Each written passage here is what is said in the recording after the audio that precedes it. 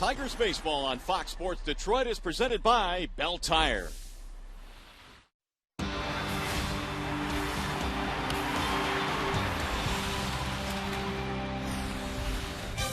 Well, the Tigers are absolutely ecstatic with the reemergence of DH Victor Martinez, who since May 21st is hitting at a .323 clip with 3 home runs and 11 RBIs.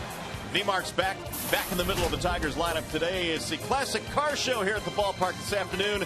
Game 2 featuring the Indians and your Detroit Tigers. Hi again, everyone. Welcome to Tigers baseball. Mario and Pemba, Ron Allen, glad to have you with us, and glad to see Victor Martinez getting the bat going, Ron. That's something the Tigers offense has missed. Well, especially hitting behind Prince Fielder, and it looks like to me he is swinging the bat with a whole lot more confidence, driving balls the opposite way, and then when he looks for something inside, he's been able to turn on that particular pitch and hit some balls in the seats. All right, how about the Tigers starting pitching? Justin Verlander was good again last night. As we check out our Farmers Insurance report card this afternoon, the starting pitching has been really good. Well, I think if you go all the way back to spring training, you talk to any of the experts out there, when you started talking about the best rotations in all of baseball, the Tigers were right at the top of that list. I don't think St. Louis Cardinals were at the top of the list. They probably have been the best, but the Tigers have been tremendous. 7-4 in their last 14 games, 2.58 earned run average. Look at the strikes to walks ratio, 120 strikeouts, just 22 base on balls. So a lot of first pitch strikes, expanding the strike zone, outstanding breaking pitches. They've been on quite a roll. Yeah, they really have. And after a short break, we'll send you back to the Call-Sam Studios and join Trevor Thompson. But coming up today, Tigers rolled up 12 hits last night, trying to keep the good times rolling today. Tigers thrive. Game 2 next.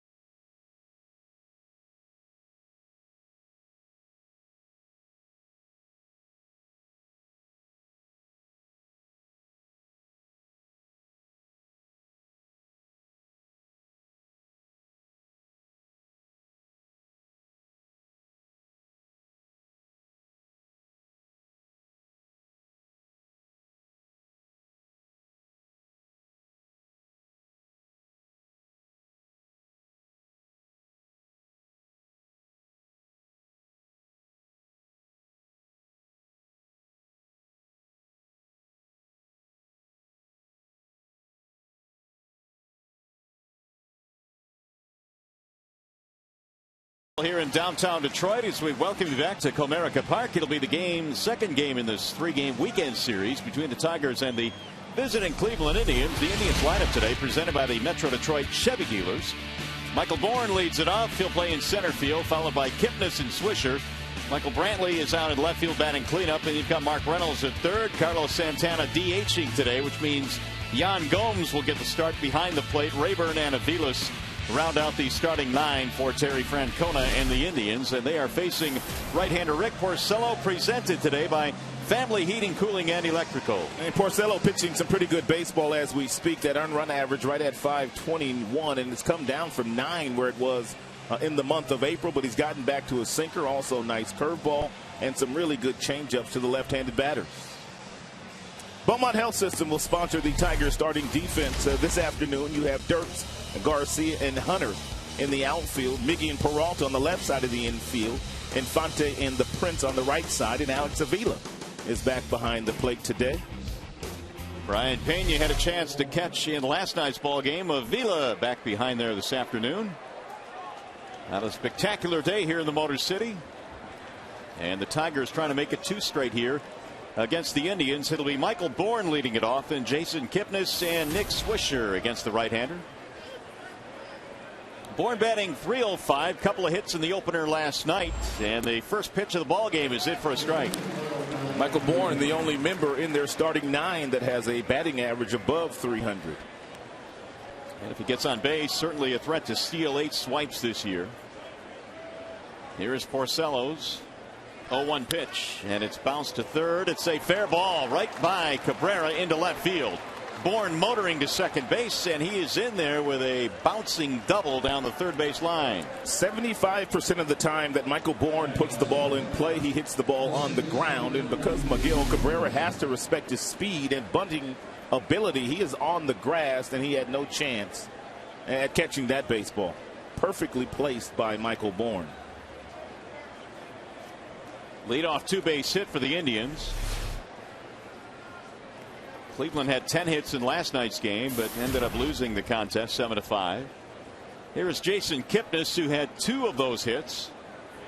Also had a couple of RBIs. He doubled to knock in 2.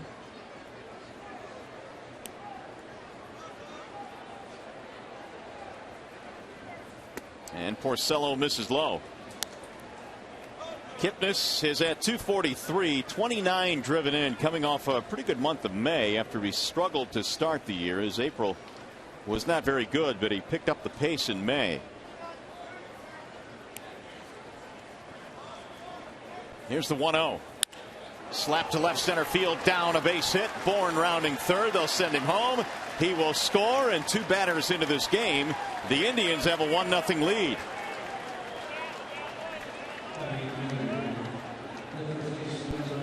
th RBI for Kipnis. And nothing wrong with the velocity. Velocity 93 miles an hour, but it's the location. It's not down, and that's why Kipnis able to lace that ball the opposite way for a solid single to plate Michael Bourne. That'll bring up Swisher.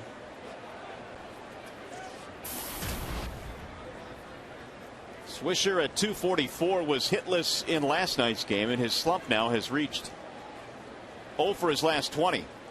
And Kipnis on first base is a threat to run, so Porcello needs to make sure he keeps him close to keep his double play in order. Ball 1. 11 steals this year for Kipnis. He has been caught a total of 4 times this season. He's just delivered an RBI single to put the Indians on top 1-0. Here's the 1-0. 2 balls, no strikes to Nick Swisher. Swisher has knocked in 22 this year. He did draw a walk in the ball game last night, but he had a couple of errors as well, coupled with an 0 for 4 night, and it was not a night to remember for Nick.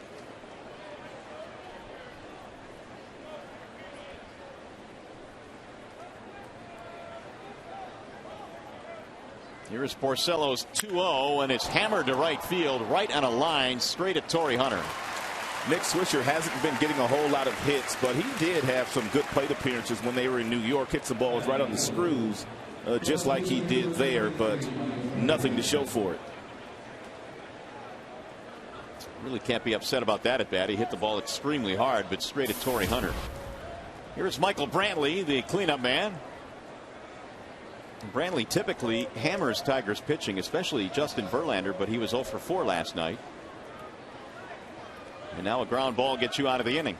Verlander did a marvelous job against him last night, speeding the bat up with fastballs, then slowing him back down with some good changeups and breaking balls, and he had him out front all night long. There is strike one to Brantley. 26 driven in this year.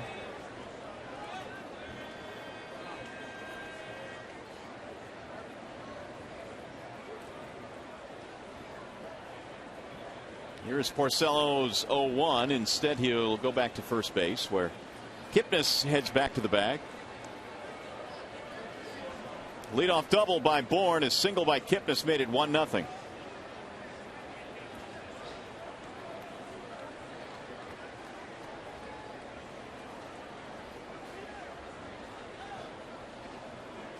The 0-1. Whistled foul, back out of play. No balls, 2 strikes. Good firm fastball here by Porcello in the first inning. Now that last one at 94.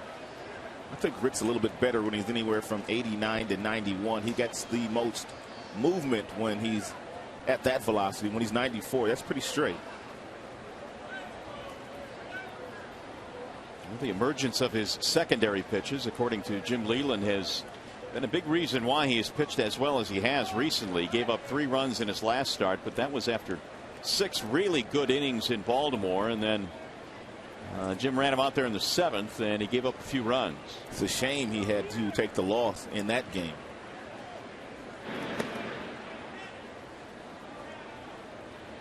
Porcello comes in at 2-3. 11th start of the year for Rick. It was just a couple of starts ago that he struck out 11 Pittsburgh Pirates in a 1-0 11-inning loss right here at Comerica Park. Good block by Avila. That'll hold the runner at first base.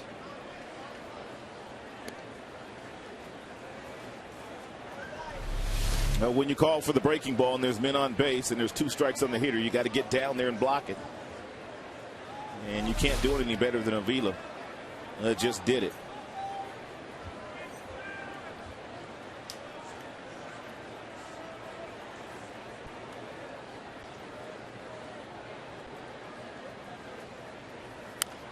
Slap foul again as Brantley stays alive.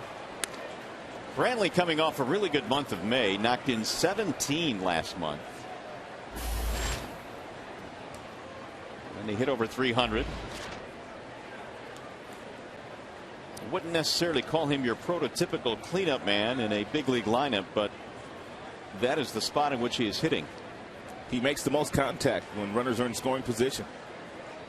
And that's the reason why Francona has him right where he's at. Again, the 1-2 way high, and Avila had to leave the crouch to haul that one in. 2-2 on Brantley.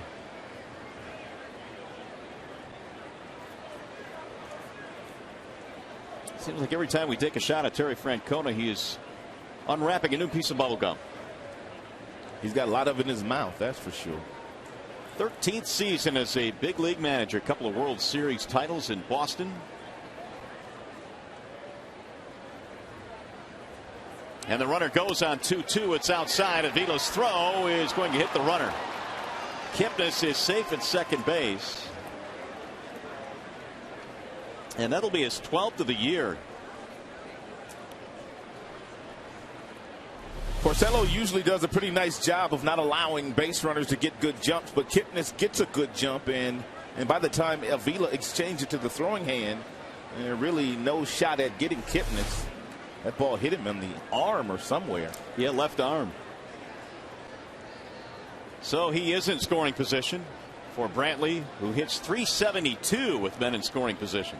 You have to watch a couple of these Cleveland Indians base runners. Kipnis would be one of those guys when on second base. He does like to steal third.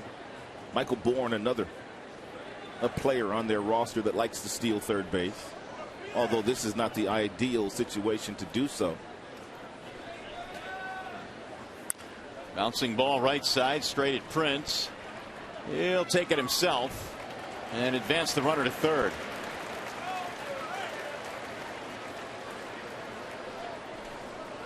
And they'll bring up Mark Reynolds with 2 outs.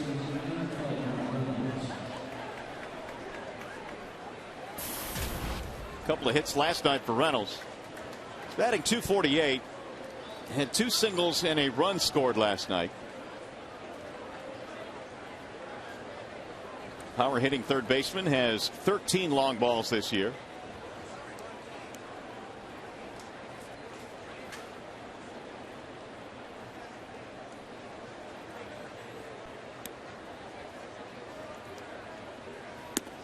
And a ball outside, 1-0. Porcello this year has allowed 12 runs in the first inning over 11 starts. They've gotten to him here with a run in the first. 9 of those came in that 1 outing, though, right? Oh, that's right. In Anaheim. You're right. That is fouled back. 1 ball, 1 strike.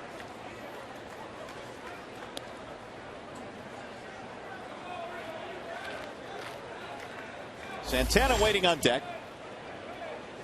Indians trying to snap a 5-game losing streak today. The Tigers beating them last night in the opener of the series, and Indians have also lost 12 of their last 16. So because of that, they have fallen to .500 on the year. Avila blocks another one. 2-1. For about 2 weeks now, they have been in the toughest stretch of their schedule by far, and they're hoping to come out of it in the next 4 days after they visit the Texas Rangers for 3 days. But they've played us a couple times. They've played Boston. They've played the Yankees. They've played Tampa. They've played some good teams. Yeah, they've got a few more to go before this stretch is over. The Tigers now with a 3.5-game lead over the Indians. Minnesota 6-back. KC 6.5. Those are the next 2 opponents for Detroit. KC first and then Minnesota next week. Kansas City leading the American League in pitching. They just have not been able to hit. There's the ball outside. 3-1. So Reynolds now sitting pretty here, up 3-1 in the count. A run in on the RBI single by Jason Kipnis.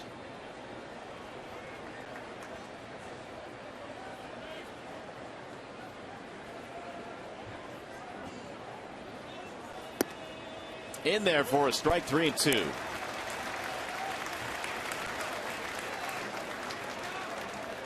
The next pitch will be the 20th of the inning for Porcello.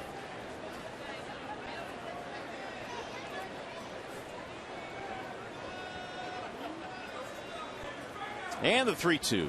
Swing and a miss, struck him out. Reynolds out of there. Damage kept to a minimum. 1 run in for Cleveland.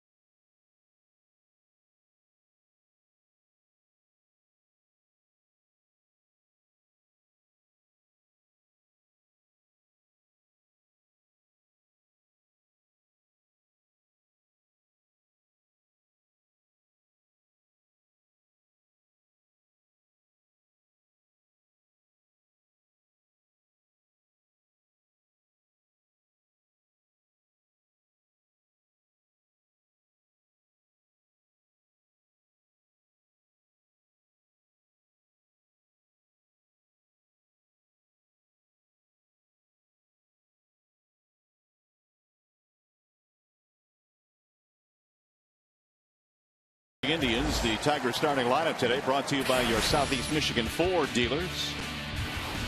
And for Detroit, it's Dirks, Hunter, Cabrera at the top. Fielder cleaning up, then Victor Martinez and Johnny Peralta. Avila back behind the plate with Infante back in the lineup tonight. Garcia is playing center field, and they are facing the right-hander Carlos Carrasco. He has one start here in the big leagues. He was sent down right after that start, but here's his body of work this year in AAA. 9 starts, 2-0. A really good earned run average, and Terry Francona said before the game, really commanding his fastball a lot better down in the minor leagues.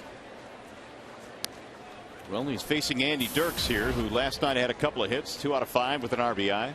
That first fastball by Carrasco, 95 miles an hour. Lifted in the air toward left field. Brantley is under it, still waiting. 1 gone. Tim Hortons will sponsor the starting defense for the Cleveland Indians this afternoon. You got Michael Bourne, who's in center field, a 2-time Gold Glove Award winner, also 2-time All-Star for Michael Bourne. Really can run in center. Familiar face, the former Tiger Ryan Rayburn patrolling right field today. Torrey Hunter now with 1 out, nobody on.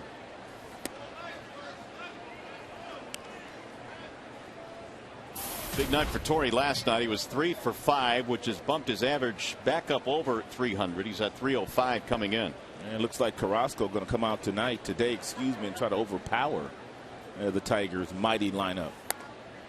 Every single pitch he's thrown has been a fastball, and they've all been 95 and above. That last one at 97.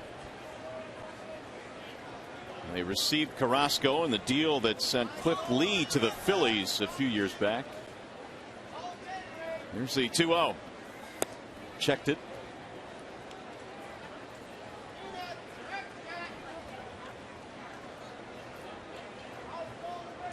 Well, Torrey was able to break an 0 for 14 slump with his 3 hits last night. Still waiting on home run number 300 in his big league career. That's in for a strike. Sitting at 299 right now.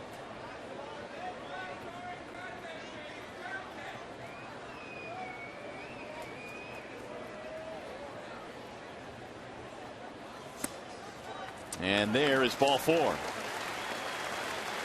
So Hunter gets a 1-out walk. It's one of the things that Carrasco has battled in his career. He has been prone to walk a few batters. I'm sure the Tigers will be patient.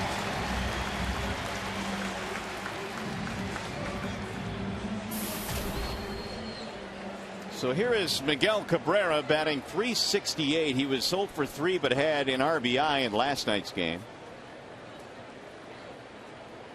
Drove one in with a bases loaded walk. And they'll shoot that one foul back out of play.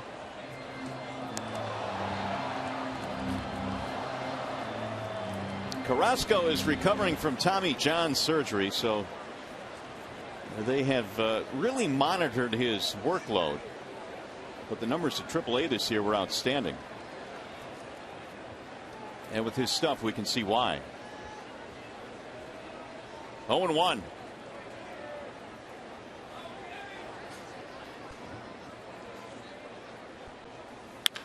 Line drive to left. That'll drop. Base hit.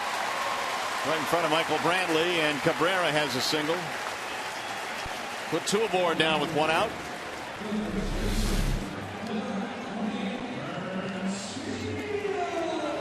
A real good swing by Miguel Cabrera. Ball up in the zone. He turns on it and barrels it up for a solid single to left.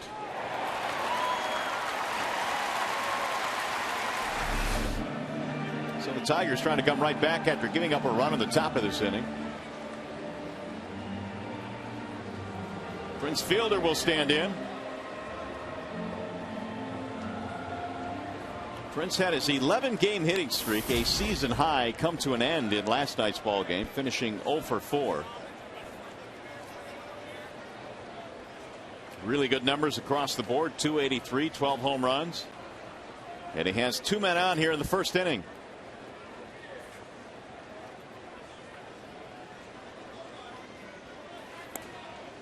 On the outer edge, a strike, 0-1.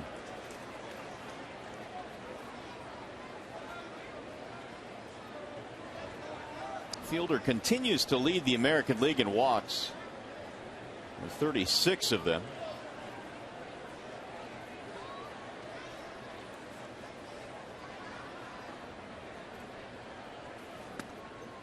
That's low.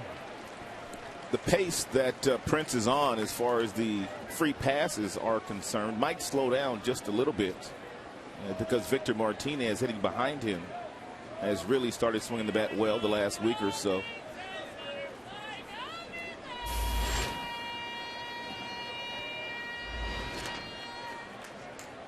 Now the 1-1. Missed it outside. 2 balls, 1 strike. This is why Prince gets so many walks. Real good plate discipline. And very few times do you see Prince leave the strike zone.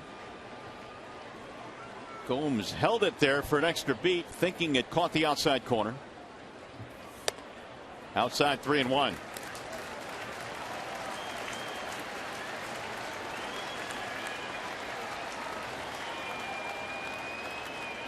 And more gum now for Terry Francona. He needs a gum contract. He sure does. He would be your perfect spokesman. When things get a little bit hairy in the dugout, I reach for the gum. And they might get hairy right here. 3-1 pitch. Ground ball. Base hit right field. Hunter rounding third. They're going to hold him up. And that's going to load the bases.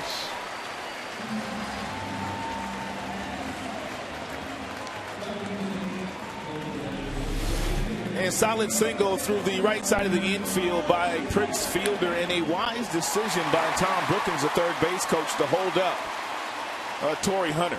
And Ryan Rayburn in right field has 3 assists this year, and Rayburn has a pretty good arm from the outfield.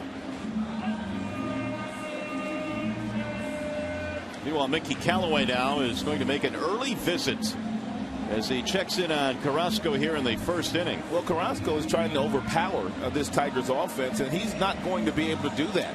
Every single fastball's been 95 and above. Very few touch and field pitches, and that's not the way you have success against the Tigers. You've got to mix your pitches up, mix it a changeup, mix it a breaking ball, because you're not going to throw fastballs by them all day long. So here comes Victor Martinez, who had 3 hits in last night's ball game, and with a bases loaded career, 317. Hunter, Cabrera, and Fielder on the bases.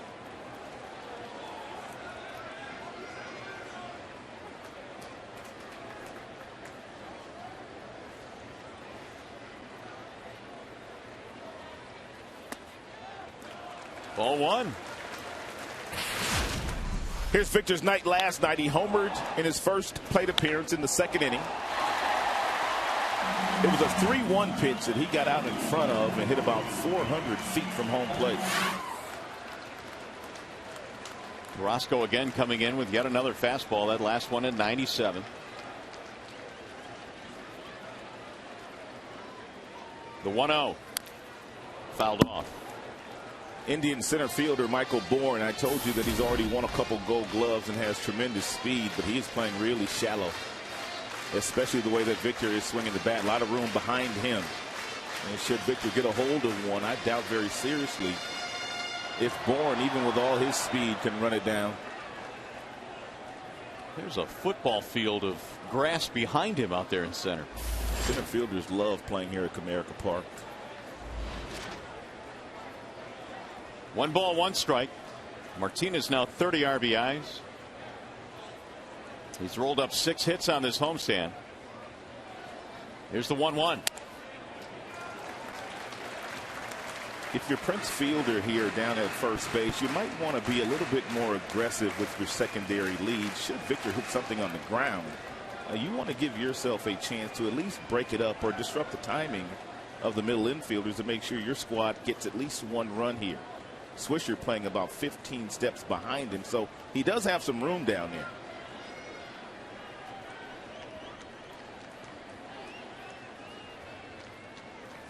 Victor takes way high, and the count goes to 3-1 with no room for error here. for Carrasco.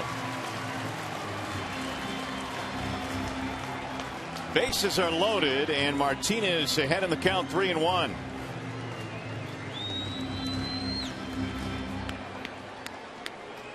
Victor has homered in 3 of his last 6, trying to help out Porcello here. Rick gave up a run in the top of the first. Tigers threatening in the bottom of the first.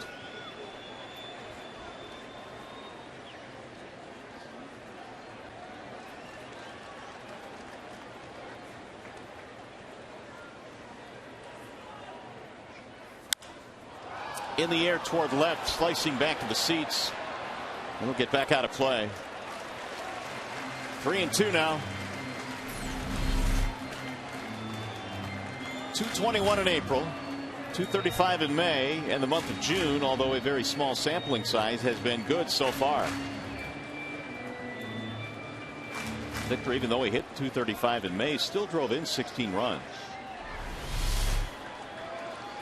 It's hard to drive in runs hitting behind Miggy and also Prince, because they very seldom leave anything on the table for you. Very true. 3-2.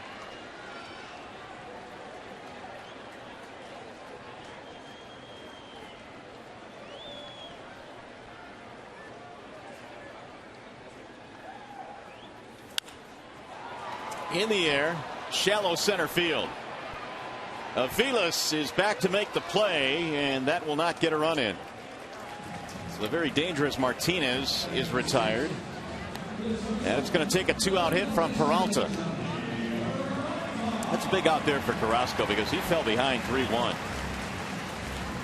And now he's going to deal with Johnny batting .350 lifetime with the bases loaded.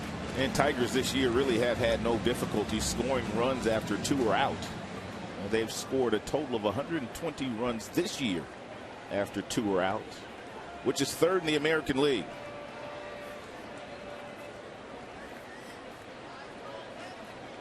So here is Peralta at .335, and that's good for 3rd in the American League. And whistles one back out of play, 0-1. Again, Carrasco upper 90s, 97 with the heater. Missed all of 2012 recovering from that Tommy John surgery. They had to shut him down in 2011, and they are really counting on him to provide some dividends from that Cliff Lee deal.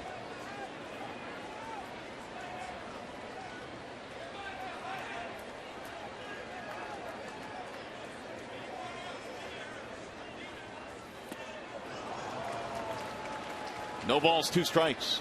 Yeah, the Indians made a couple deals. They traded away back-to-back Cy Young Award winners. That would be CC Sabathia and Cliff Lee in back-to-back years.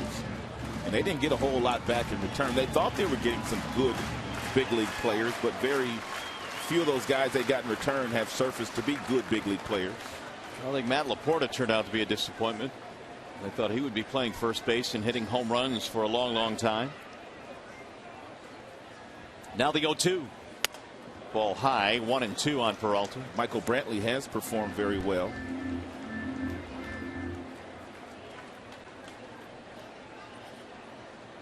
On deck, Alex Avila. Tigers trail 1-0. We're in the bottom of the first. Bases loaded, 2 outs. Beautiful day down here today. Here's the 1-2. Just got a piece of it to stay alive. Well, I was complaining last night that it wasn't getting warm around here. So the sun is out today. The clouds have broken up. And we're near 70 degrees here this afternoon. Perfect baseball weather. And as per usual on the weekends here and on most nights, a packed house.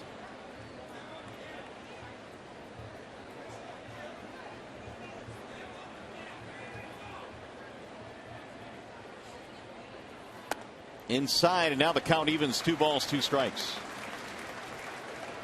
So that was pitch number 25 thrown by Carlos Carrasco.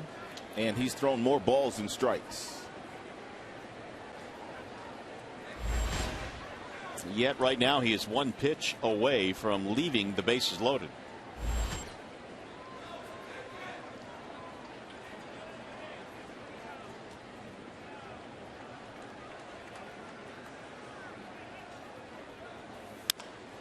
Toward right field, slicing. Rayburn coming over to make the catch, and the Tigers load him up but fail to score. Let's go to the second.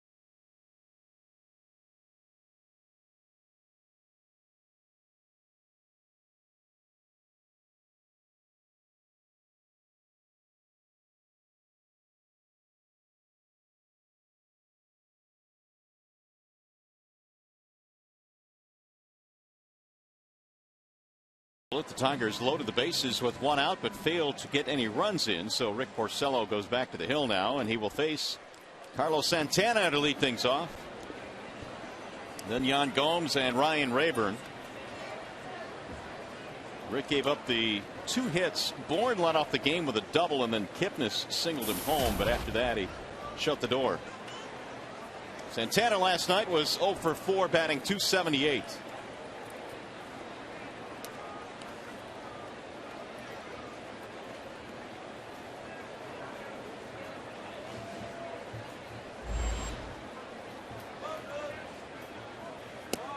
And it's inside, ball 1. And Tigers employ the shift on Santana.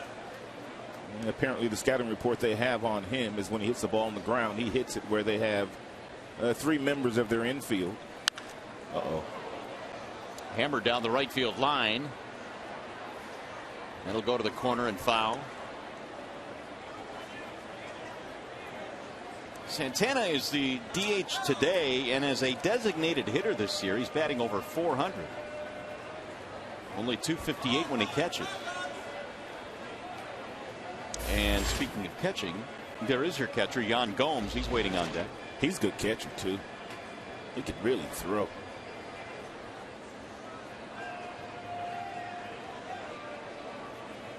Now the 1-1 pitch. A bit outside, 2 balls, 1 strike. Porcello ended up throwing 20 pitches in that first inning, and so he's facing Santana, Gomes, and Rayburn here in the second. Now the 2-1 pitch. That's in for a strike as Andy Fletcher goes up with the right arm. 2-2. I'm talking about how the Indians didn't get much in the trades for Lee and Sabathia. They did make a good trade involving Santana. Casey Blake went over to the Dodgers, and they got Santana, who at the time was in the minor leagues, and this could turn out to be a pretty good player.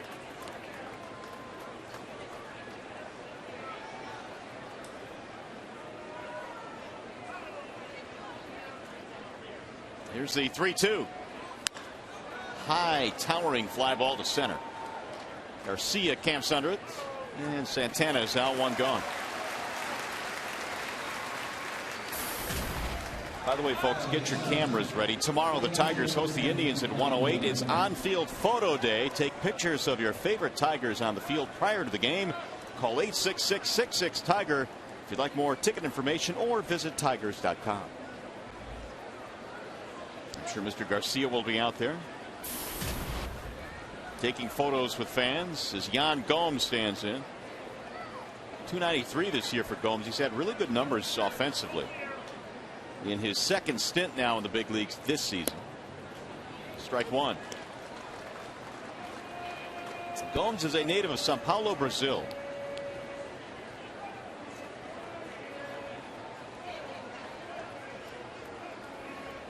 Here's the 0-1. That's in for a strike. 0-2.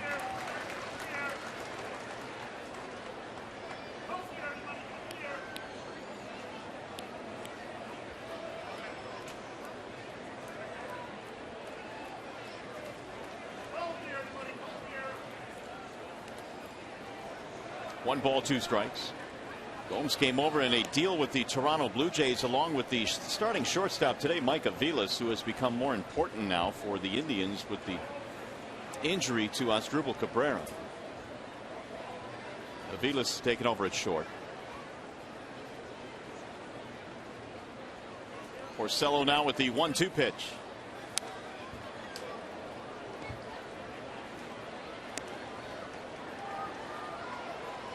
A Blue Jays selection a few years back, 2009, and that trade with the Indians happened in November of this past offseason. Gomes this year was hitting 300 at AAA. Here's the 1-2 again. In the air to right field on a line. Torre is on the move. 2 up, 2 down here in the second.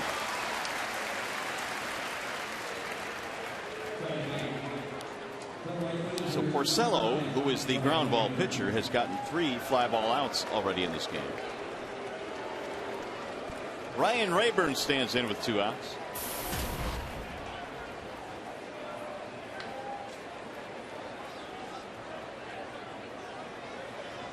Rayburn had a stretch early in this season, which was one to remember. And he looks at strike one. And we have seen Ryan over the years here, and of course he spent parts of 7 seasons in Detroit. When he gets hot, he can really get hot. When he was wearing our uniform, he performed a whole lot better in the second half of the season than he did in the first half of the season for whatever reason. .256 career with Detroit. He hit 54 homers though. He went to spring training with the Indians this year as a non-roster player and had a monster spring, and he basically made their club in the first week of spring training. 1-2. Rayburn had a stretch earlier this year in which he hit 4 home runs in 2 games.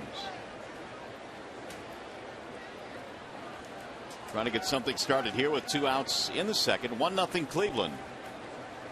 Here's the 1-2 pitch. Fouled away. Jim Leyland always talks about the fact that he and Terry Francona, the manager of the Cleveland Indians, have a special relationship. So there's no doubt in my mind that Francona called him in the offseason to get a scouting report on Rayburn, and I'm sure Jim probably gave him a pretty good one. Jim really liked Ryan Rayburn. Well, the one thing that Rayburn has is the versatility that Leyland loves, and it's the one thing he really likes about Don Kelly. Guys that have the ability to play different positions, which gives you flexibility late in games. Cleveland has a team full of players like that. Swisher, multiple positions. Reynolds, multiple positions. Aviles, multiple positions.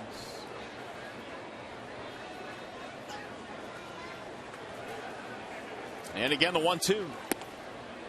Low. 2-2 on Ryan Rayburn. He was given an opportunity to win that second base job with the Tigers last year, but just could not hold on to it. He slumped offensively. Tigers, of course, made the deal at the deadline to bring in Omar Infante, and he latched on to second base. Now the 2-2. Swing and a miss. Rayburn goes down, and it's a 1-2-3 inning for Porcello, who has his second strikeout of this game.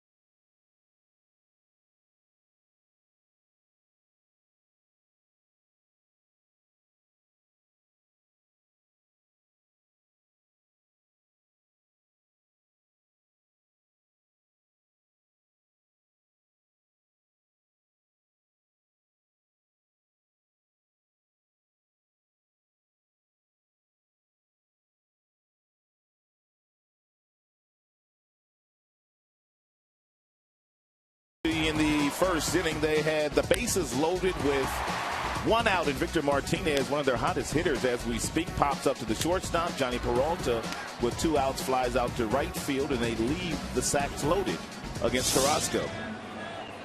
Well, maybe something better here in the second for the Tigers. They failed to score in that first inning, and it'll be Avila, Infante, Garcia, the bottom 3 in Detroit's lineup today. Pitch count was at 26 after the first inning, so Carrasco had to work to get out of that jam. Avila takes ball 1. In that first inning, 18 pitches of the 26 that Carrasco threw were 95 miles an hour and above. Here's the 1-0. And the scouting report on him coming in was that he would touch 95 on occasion, but he wouldn't pitch at 95. And that may be why he was so erratic in the strike zone. He may be overthrowing out there today. Carrasco was suspended for hitting Kevin Youkilis back on April 9th.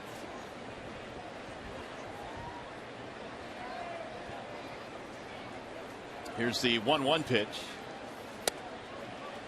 Missed it outside. 2-1. And here's why. And Robinson Cano took him deep, and I guess he didn't like it very much. And Youkilis was the next hitter up, and he hit him right in the shoulder and was kicked out of the game immediately. There's a strike called. Both starting pitchers here today have had some issues with Youkilis. Porcello body slammed Youkilis a few years ago in Boston.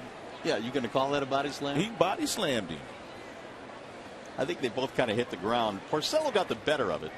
But when I think of body slam, I think of Farnsworth Affel. Here's the 2-2. Swing and a miss, and Avila was unable to hold up. We'll say this about Carrasco. He is a 2-time offender according to the major leagues because he threw at Billy Butler a couple of years ago in 2011, and that's why they gave him an 8-game suspension this time for throwing at Youkilis. Although Carrasco maintains that he wasn't trying to throw at Kevin Youkilis. So he's got some anger management issues.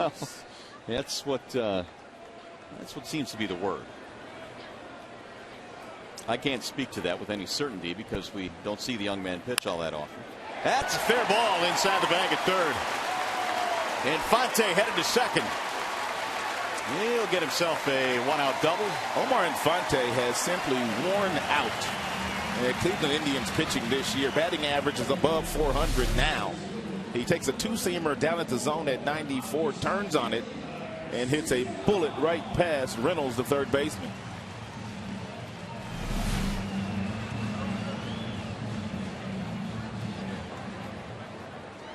So the Tigers get the tying run again into scoring position. That is the third Detroit hit of this game, and it brings up Avisail Garcia, who so far in limited time this year is batting .400 with men in scoring position.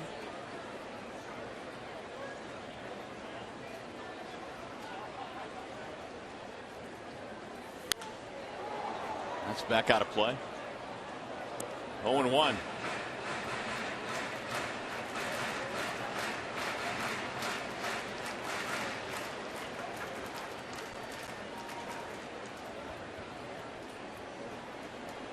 Garcia at .294 has hit safely in his last 4. He's had a nice homestand. 5 for 12. Way out in front, 0-2. Good pitch there by Carrasco. After a 96-mile-per-hour fastball, he backs back to 80 with that curveball.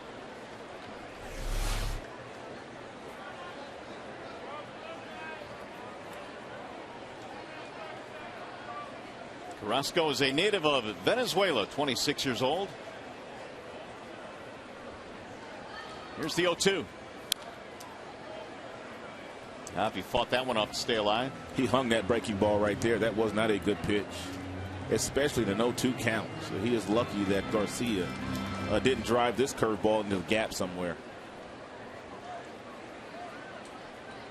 By the way, did you happen to see the hometown of Carrasco? I did not. It was about 13 letters long. There it is. Pronounce that quickly. No shot.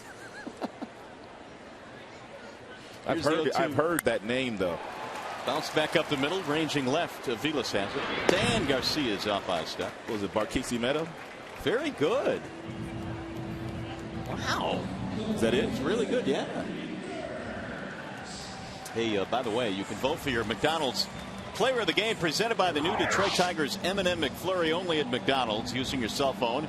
Text Tigers then a space then the player's uniform number to 37338 or vote online at foxsportsdetroit.com. 2 outs, and here is Andy Dirks. Andy flied out his first time. Ball 1. Again, another mid-90s fastball. That last one at 95. And Carrasco might run out of gas by about the 4th or 5th inning today. I was thinking the same thing. He is really reaching back in these first 2 innings. Here's the 1-0. 2-0.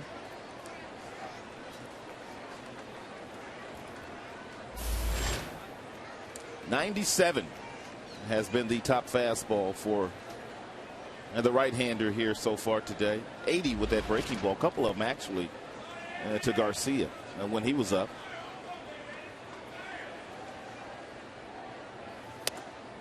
Three and 0. A lot of Tigers have been in really good hitting counts in this game. Torrey Hunter waiting on deck. This will be the 40th pitch that Carrasco will throw.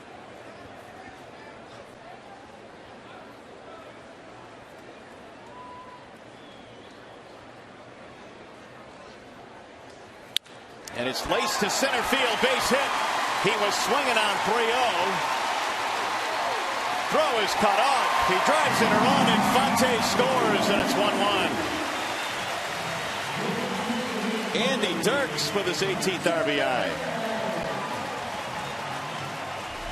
Andy Dirks knew he was going to get a fastball, and he was going to be right down the middle. And the one thing about Andy Dirks, and you can give him the green light, 3 balls and no strikes, because he's not like most hitters. Most hitters, when you turn them loose 3-0, they're trying to hit the ball out of the ballpark. Andy Dirks is simply trying to get a base hit right back up the middle. Which is exactly what he did. His 3rd hit in the series. It's another 2-out run for Detroit. I was talking to Andy today around the batting cage, and I was asking him yesterday, was that a hit and run with him and Torrey Hunter? And he said it was a hit and run. And I said, you're 5 for 5 in steals this year. You need to tell Jim to let you go. What do you say to that? Nope. I just do what he tells me to do. That's in for a strike. He's not a fast base runner, but he gets good jumps, and he's a smart base runner. So when he does decide to go, he gets pretty good jumps, pretty good reads off the pitcher.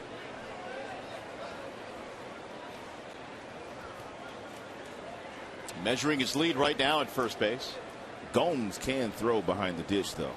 Really good arm for Yan Gomes. Try to frame that one up, but it's now 1-1. Indians got a run in the first. Tigers answer with a 2-out RBI single by Andy Dirks.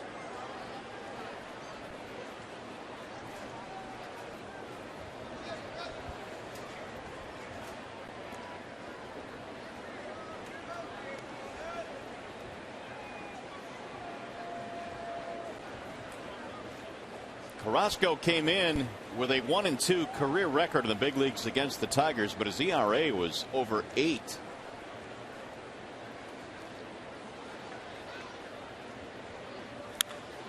Ripped down the left field line, foul. 1-2 on Torrey.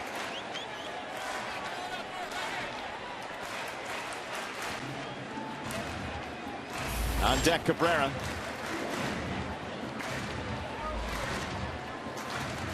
Talking about how the Indians are trying to make some decisions on Carrasco, hoping that he puts it together this year, because after this season he will no longer have any options, any minor league options.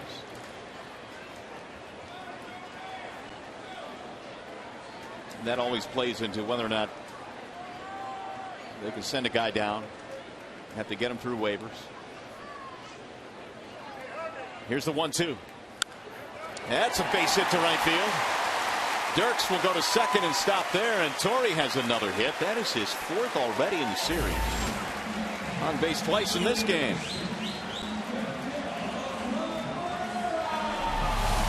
Torrey Hunter this year has gotten a lot of hits. They're right there, the opposite way.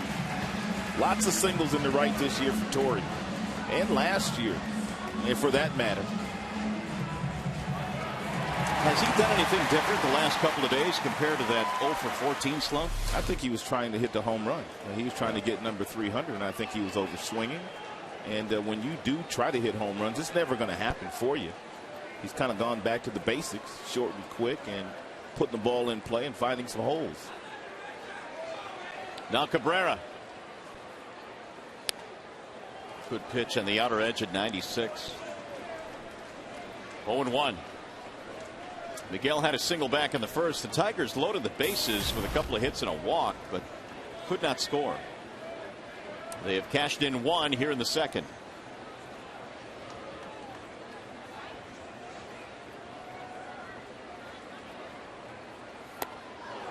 Oh, 2 on Miguel.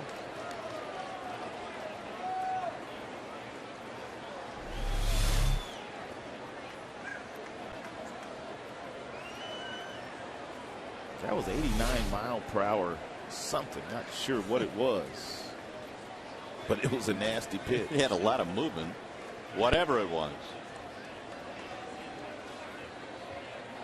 And as a result, Cabrera behind 0-2.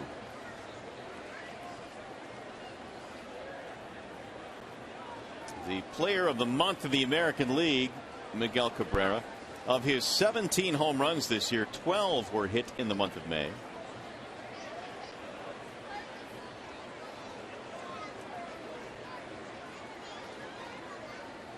And the 0-2. Bouncing in, rolls away from Gomes. Rude the runners up. And they're both in scoring position now. It trickled right through Yan Gomes.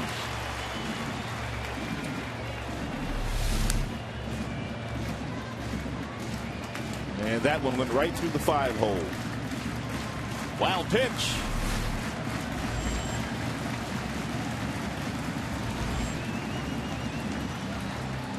Base hit here by Miggy, and you might get yourself 2 runs.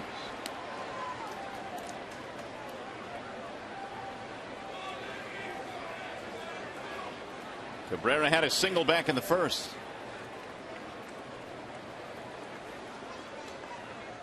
Which makes him 2 for 8 now against Carrasco lifetime. Back out of play. Cabrera has now hit in 20 of his last 23 games. He has put together a couple of long streaks this year. And by long we mean 12. He has done that twice this season. He's had some signature games, but the one that really seems to stick out, the 3-homer game on May 19th at Texas. It seemed like after that game, the entire country started paying attention to Miguel Cabrera. Way outside that time. Gomes, terrific job. 2-2.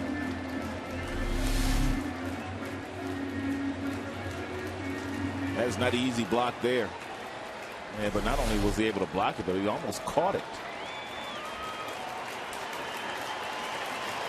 It's about to be his 50th pitch in this game. Second and third. Dirks, Hunter, your base runners. Better change those dinner reservations tonight. Back them up a little bit. By at least an hour. Here's the 2-2. Fouled away again.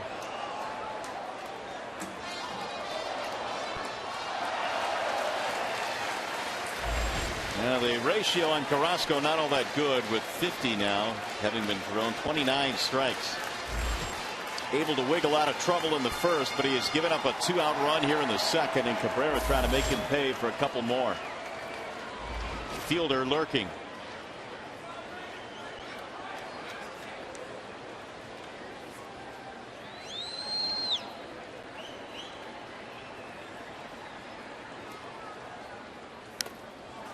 Fouled off. Gomes unable to hold on to it. Cabrera has 67 RBIs this year, which is 15 more than his closest competition. Chris Davis is second in the AL.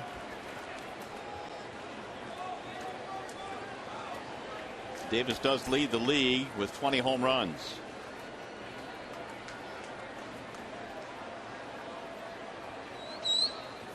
Outside, and now the count fills 3-2.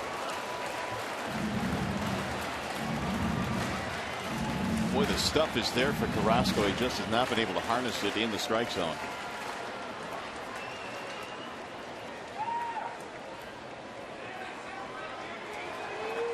And more gum now for Francona.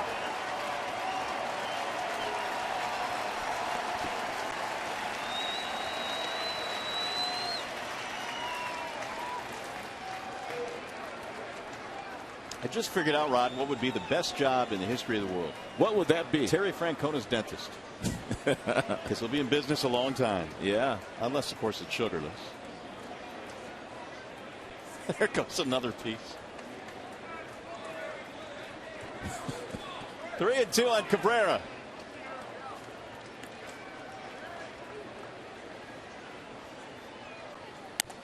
Bender missed inside, and he will issue the base on ball.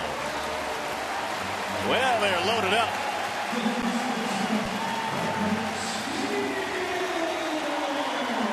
Chomping away. There comes Callaway again. He's already made one appearance. This will be his second.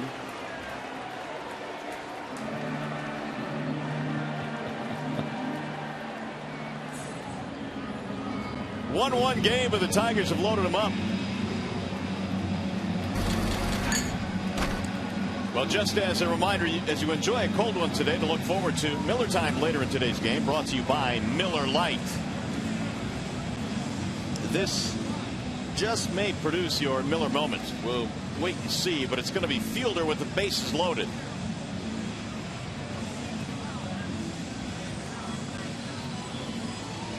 This season, 308 with the sacks full, 9 RBIs.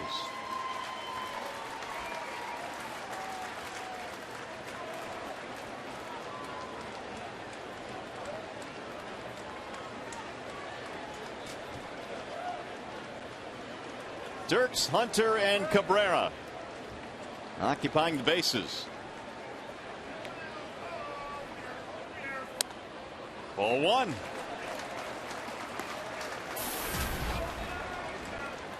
Fielder had a single back in the first inning. This rally started with the Omar Infante double. He scored with 2 outs on the hit by Dirks. Now the 1-0. It'll get back out of play down the left field line. 1-1 on Prince. Fielder is behind Cabrera in the RBI totals for the team lead. He's got 48.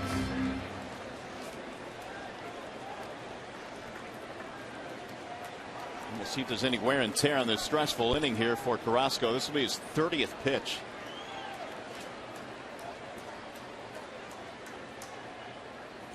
And it's drilled in the air to right center field. That ball is hit well, and Rayburn won't get it. Up against the wall. 2 runs are in. Here comes Cabrera. He is going to score, and the Tigers have taken the lead 4-1. Prince Fielder cleans the bases.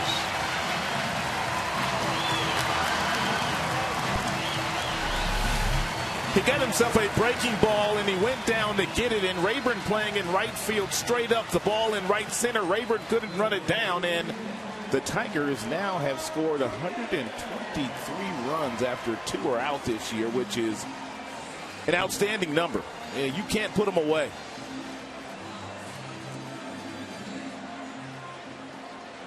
Three-run double for Prince, who now has 51 RBIs. That's what Jim says he likes. I like those guys that can drive guys in from first base, and he's got a team full of them. Miggy, Fielder, Victor.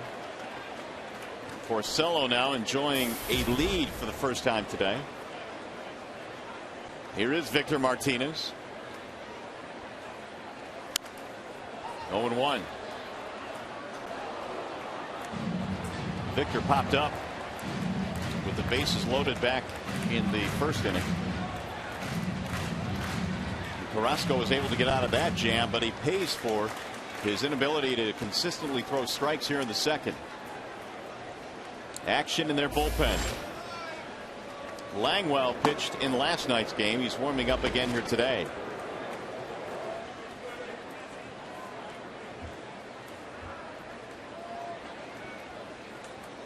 Here's the 0-1. That's in the air, left field, straight away. Brantley coming in, and that is that for Detroit. But a big inning. They score 4 times to take the lead. Chris had the big hit. Tigers baseball today presented by Bell Tire.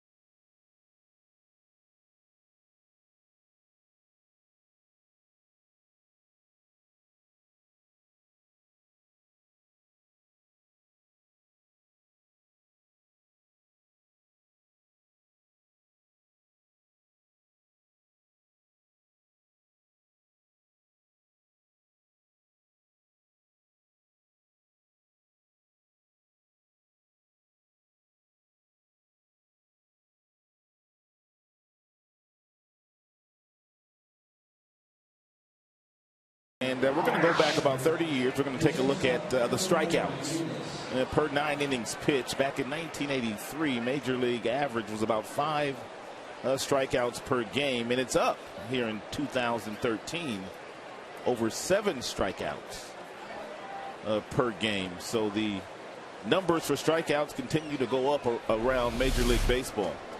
Well, Porcello has a lead to work with now. 4-1 is our score as we go to the third, and it's a strike called on Mike Aviles. A week ago or so, Jim was commenting on that same topic, and he believes that there's very few guys in the majors these days that make a conscious effort with 2 strikes to simply just put the ball in play. There's not a lot of really good 2-strike approaches, and a lot of pitchers are throwing lots of breaking balls in 2-strike counts, and hitters are getting fooled. Aviles, Bourne, and Kipnis here in the third. That's pulled and caught by the third baseman Cabrera. 1 away while they have a chance. Back at the studio we go. Here's Trevor Thompson.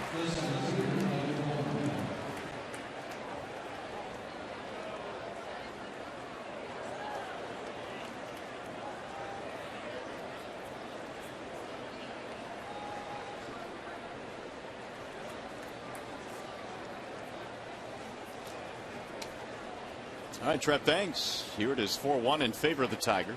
They're playing a doubleheader today in Boston, aren't they? They got a lot of rain on the East Coast yesterday. That game was canceled early yesterday. It was indeed, and they were expecting a boatload of rain out there. Here's the 0-1 to Bourne. In the American League East, Boston a game and a half up on New York. Baltimore 2.5 back. Right now it's a 4-horse race. Here's the 0-2. Swing and a miss, and Bourne is retired 2 away. Porcello's numbers are still a little lofty against left-handed batters, but because of this pitch right here, they are under 300. A real good curveball there by Porcello. He got rid of the slider in spring training because they hit about 350 against his slider last year. So why not eliminate that pitch? And the curve's been good for him, and the changeup. Here's Kipnis, singled to knock in a run and stole a base back in the first inning. Here's another thought on that strikeout thing we were talking about. Do you think the fact that every team now seems to have a bunch of guys coming out in the middle of games throwing 95 plus, the bullpens, has had anything to do with that? That might have something to do with it for sure. Every team usually has 3 or 4 guys in the 7th, 8th, and 9th that have really good fastballs. 30 years ago, when you faced a starter much deeper into games, you don't see that anymore. Maybe that's part of the reason why. Strikeouts are up. There's a strike called, 1-2. So Rick gave up a run in the first, but since then, not a whole lot going on for the Indians. 8 in a row retired.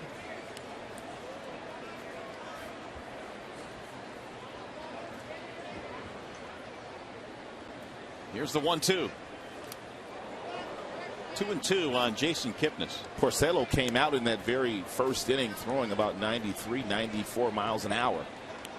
But in the second inning and also in this inning, he has taken his foot off the gas pedal just a little bit, incorporating some changeups and breaking balls, and life has gotten a little easier out there. Slice to left field. Dirks will make the catch, and it's going to be a 1-2-3 inning. 9 straight retired by Porcello.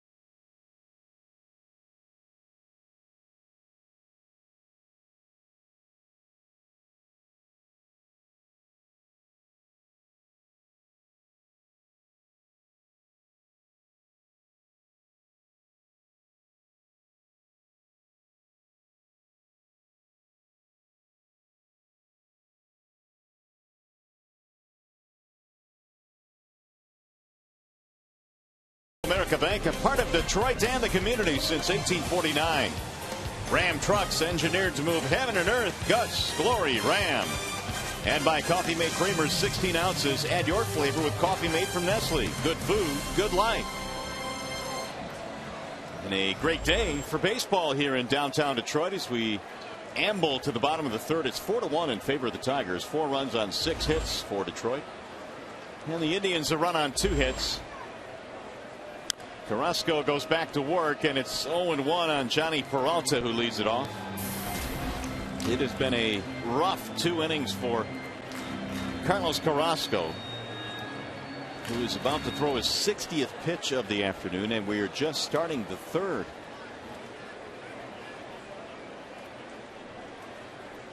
Now the 0-1.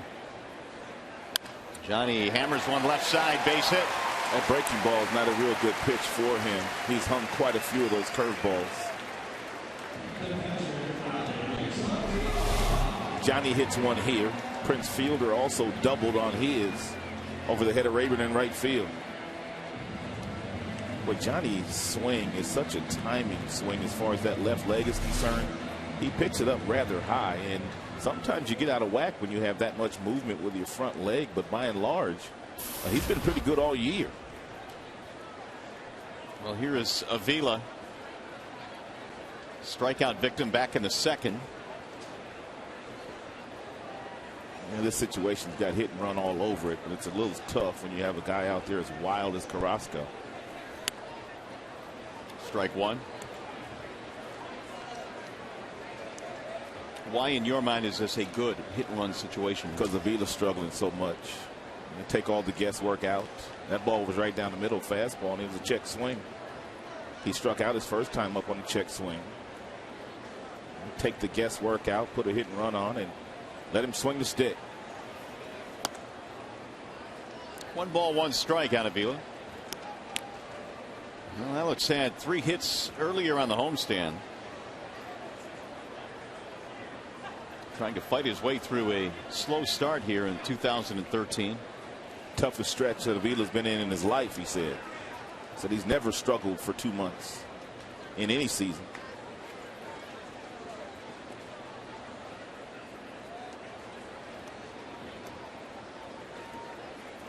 But he comes to work every day, still has a smile on his face, still does a nice job behind the plate handling the pitching staff.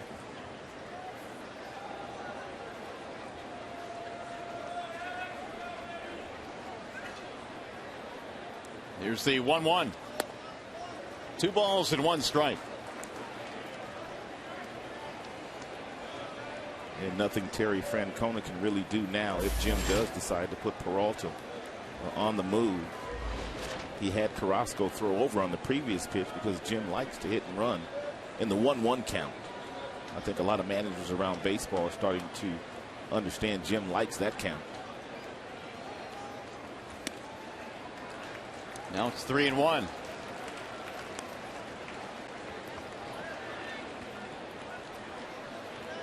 And Carrasco has been pitching from behind this entire afternoon.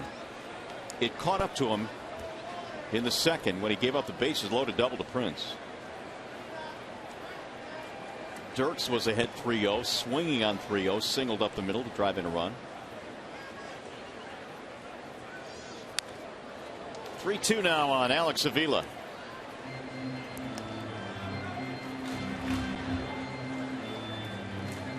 Same 2 teams tomorrow. They'll get together to wrap up this series, wrap up the homestand for Detroit before they hit the road.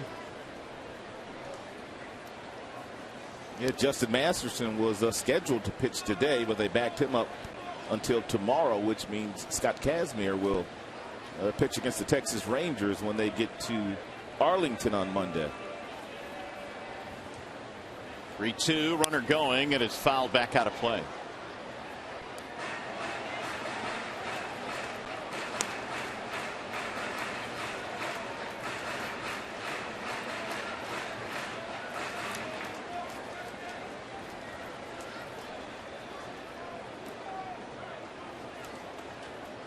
Tigers, meanwhile, were scheduled to start Anibal Sanchez tomorrow. He will not go. Jose Alvarez will make the start in his place. Coming up from CLE Toledo. A little bit of a stiff shoulder for Sanchez. And Jim didn't seem overly concerned about that sore shoulder either.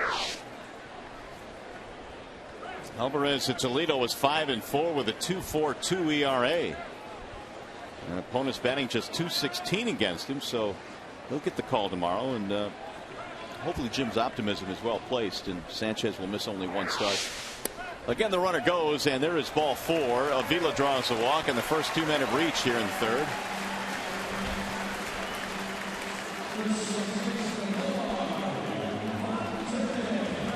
Here's some thoughts that Jim had before the game today concerning his right-hander Anibal Sanchez.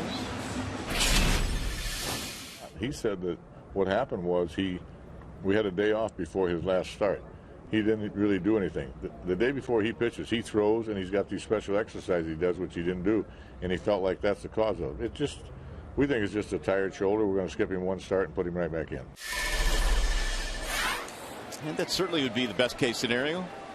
In the meantime, Alvarez will get his shot tomorrow. Here's Infante. He has a double, and he has scored a run.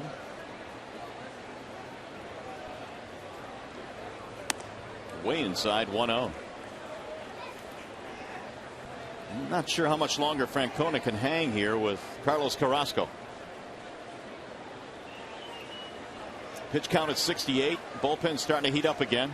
Well, he had to get in his bullpen early yesterday because Ubaldo Jimenez only gave him 3 innings.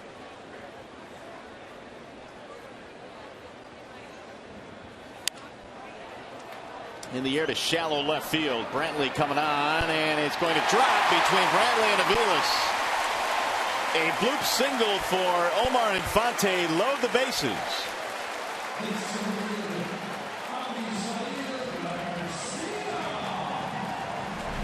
Sometimes it's better to be lucky than good, and as soon as Aviles took off after this ball, you could just tell that it was going to drop in. Bourne in center, Brantley in left. They couldn't get there, and Omar now 2 for 2.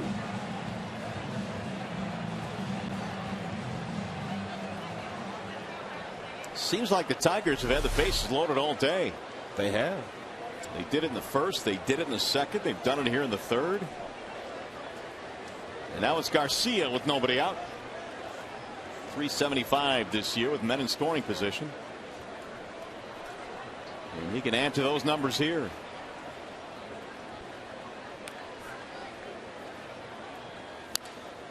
Rolled foul, 0-1.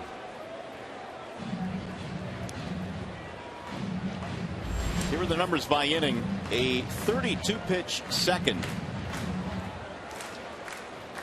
Already 70 here for Carlos Carrasco as we play in the third.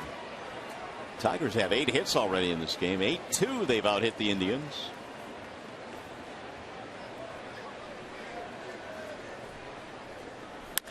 Bouncing ball back up the middle. Aviles has it. Flips to second one. Kipnis relay is a double play.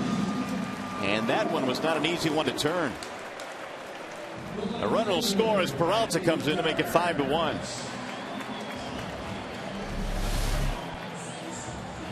And momentum by Aviles, and the ball hit off Garcia's bat, was carrying him there. He flipped it to Kipnis, and even with the speed of Garcia, able to turn it over. Tigers hit into a couple of double plays yesterday with the bases loaded. Nice turn by the middle of the infield for the Indians. 2 outs. A run in to make it 5-1. Here's Andy Dirks.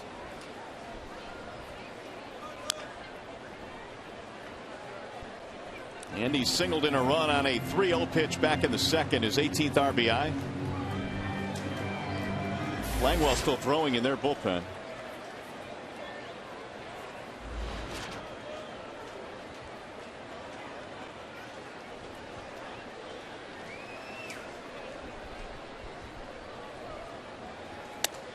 Ball outside.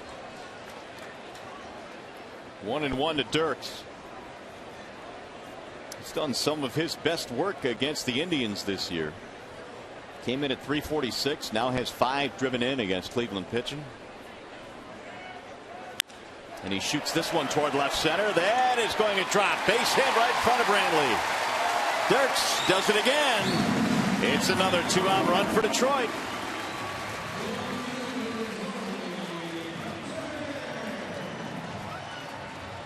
Avila scores to make it 6-1.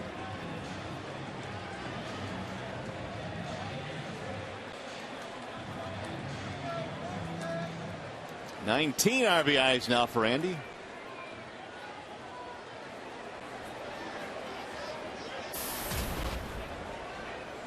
Tigers now have 9 hits. They had 12 hits in yesterday's game.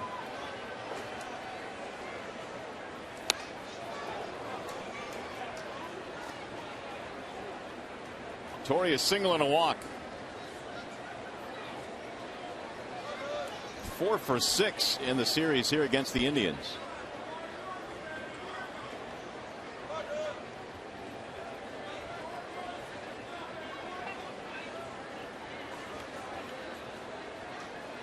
Certainly nothing wrong with Carrasco's arm. 95, 96, 97. If he can learn how to incorporate a few breaking balls, maybe add a changeup in that's a little softer than the one he's been throwing here today, he could win up here. He's got some usable stuff.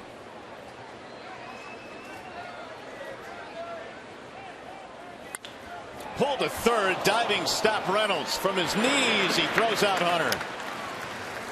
A fabulous play by Mark Reynolds. But the Tigers get one more run, two more runs to lead 6-1.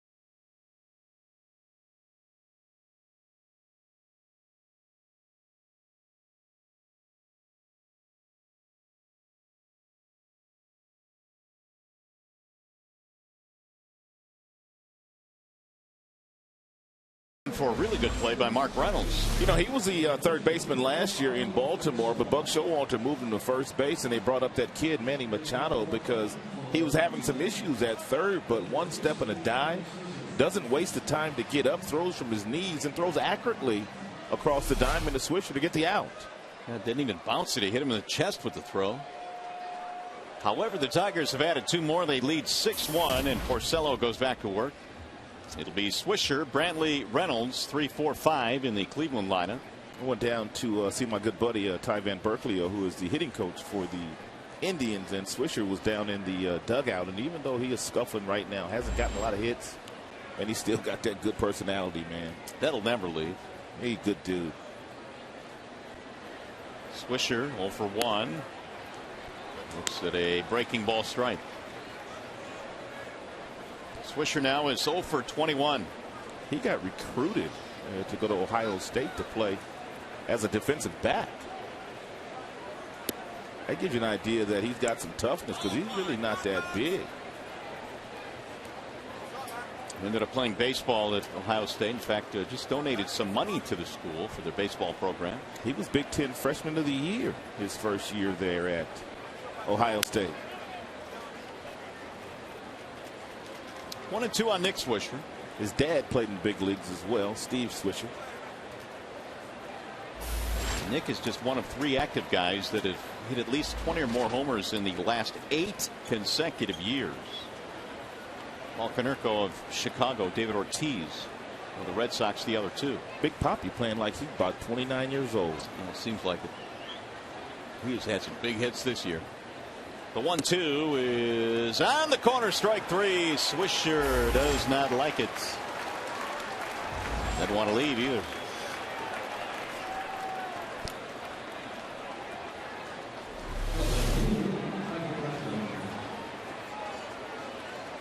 Real nice sink piece there that really didn't get down. It stayed up in the strike zone, but a nice frame job there by Avila. That first look was a really good look. Avila just kind of grabbed it and just kind of held it right there to give Andy Fletcher a really good look at it.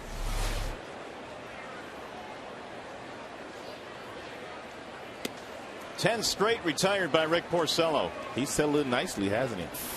Well, it was looking rocky early because he gave up a double and a single and a stolen base to the first 2 hitters of the game, and after that, nothing. Yeah, he hasn't thrown a pitch 94 miles an hour since that first inning. Here's the 1-0.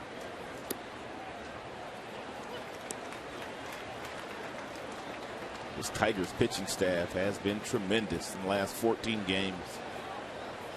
Lots of strikeouts, not many walks, earned run average real good.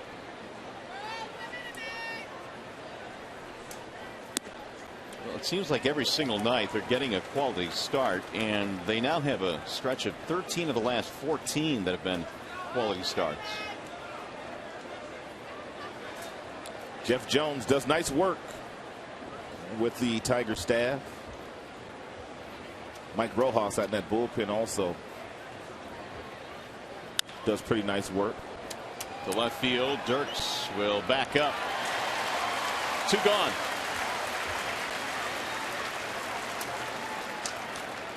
Join us again tomorrow. The Tigers wrapping up this series with the Indians. Coverage begins at noon with Tigers Live, Tigers Tribe tomorrow at noon right here on Fox Sports Detroit. Tigers wrap it up, then hit the road again. Here's Mark Reynolds with 2 outs.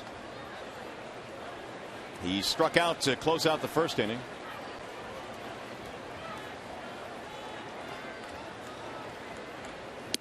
And he looks at strike 1. Reynolds has DH'd this year. He has played third. He has played first. Total of 60 home runs combined the last 2 years with the Orioles. Part of the makeover that the Indians lineup has undergone.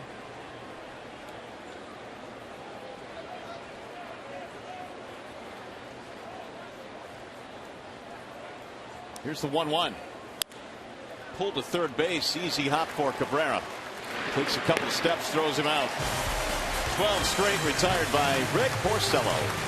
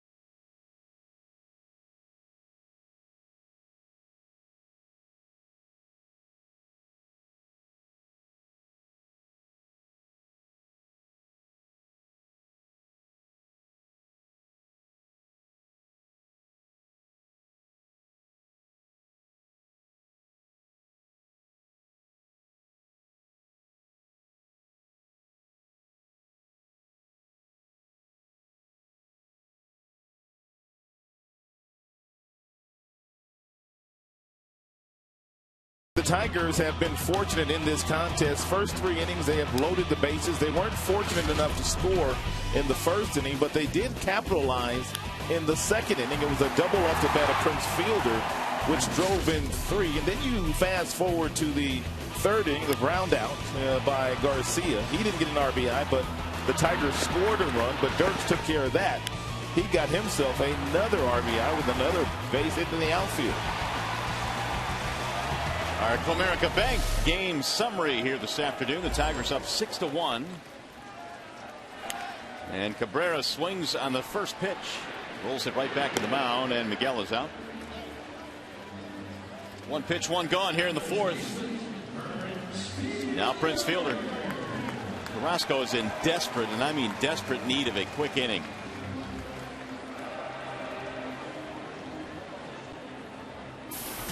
Fielder knocked in 3 with a double back in the second. And now has 51 RBIs.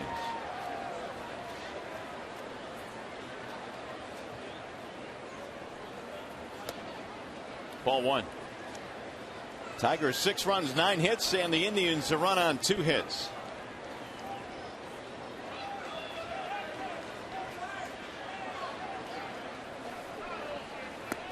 There's a cut and a miss. 1 ball and 1 strike on Fielder.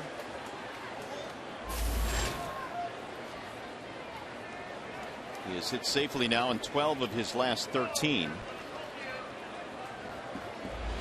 2 hits today. Bouncing ball to second, backhanding there, Kipnis. 2 gone. The month of May was a pretty good month for Terry Francona and his ball club. By and large, they were getting some timely hits and they had some good starting pitching. But the last game before they left to go to New York, which was June 2nd against the Tampa Bay Rays, and those 3 games and the first couple here, look at those numbers. ERA for the staff, the starters, approaching 10.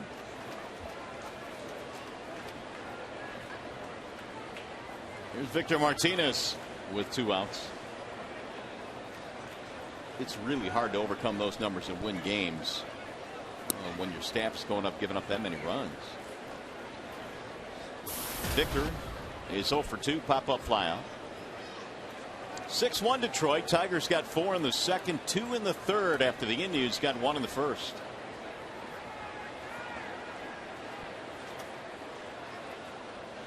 Here's Carrasco's 0-1. Strike at the knees outside part of the plate. 0-2 on Martinez. He came in batting .333 over his last 17.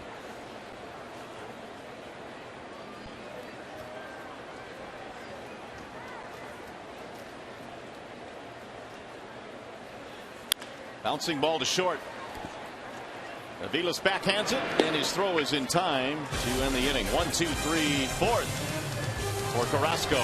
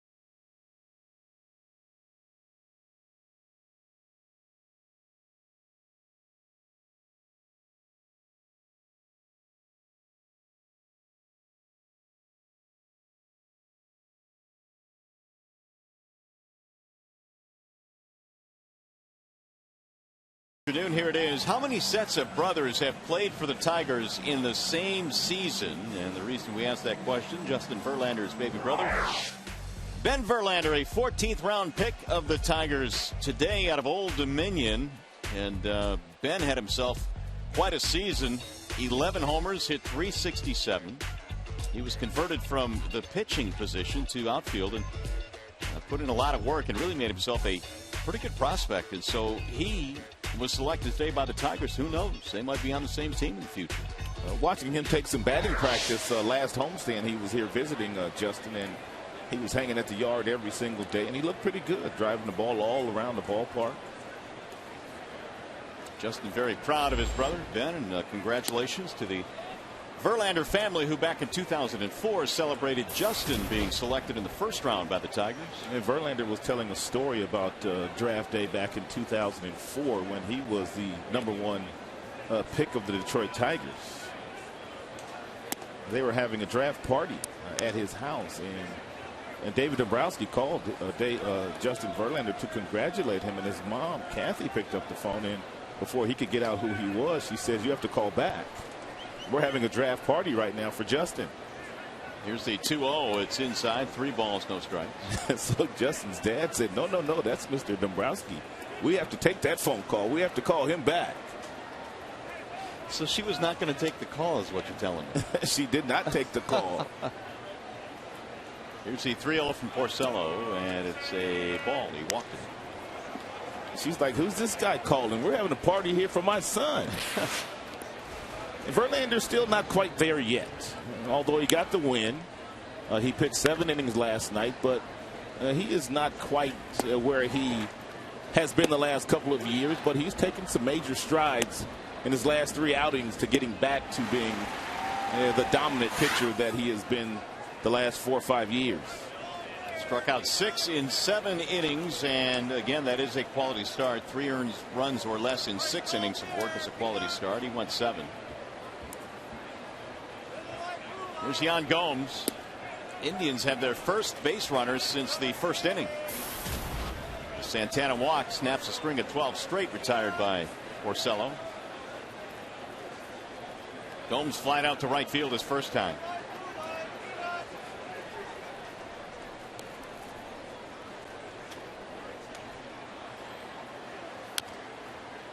Chopper third base side, barehanding Cabrera. His throw is high, threw it away. It'll skitter back into the seats, and that will leave runners at second and third.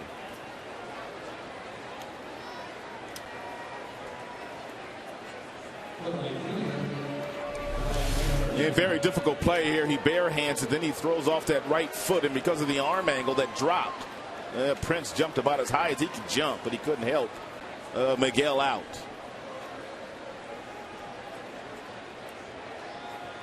Infield single, E5 allows the runners to advance. So the Indians have an opportunity here to get 2 runs back. Ryan Rayburn stands in.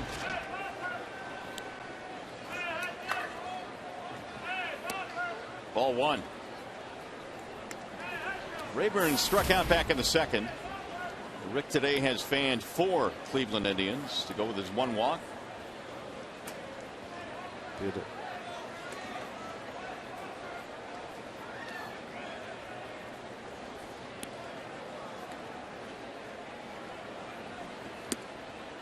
Missed inside again, 2-0. That's going to bring Avila out to the mound. It's also going to bring Jeff Jones out, it appears.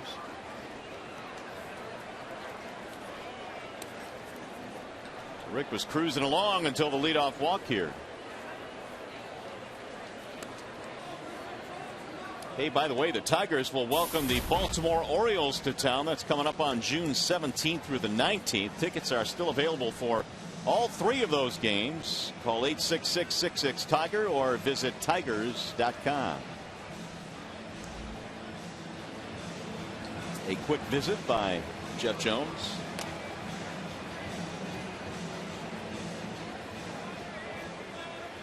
Well, Rick has fallen behind 2-0 here on Rayburn.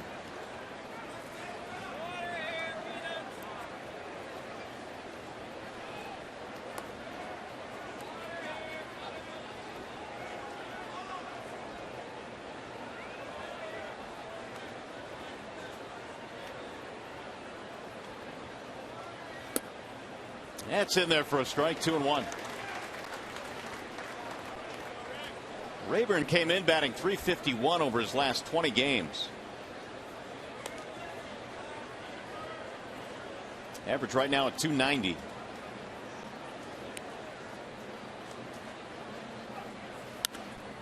Back out of play. 2 balls, 2 strikes.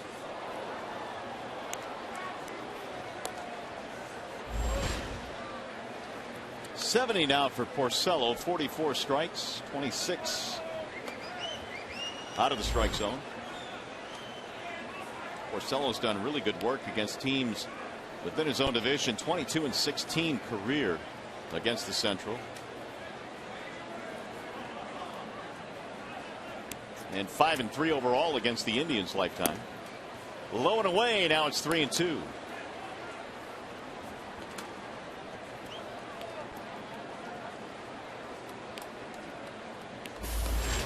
Mike Aviles waiting on deck.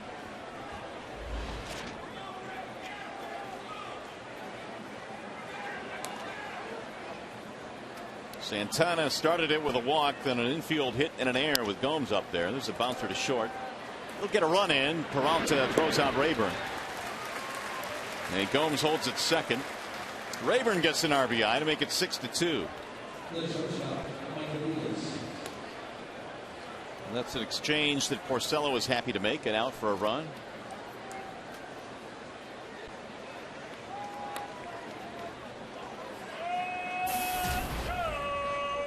One gone for Aviles.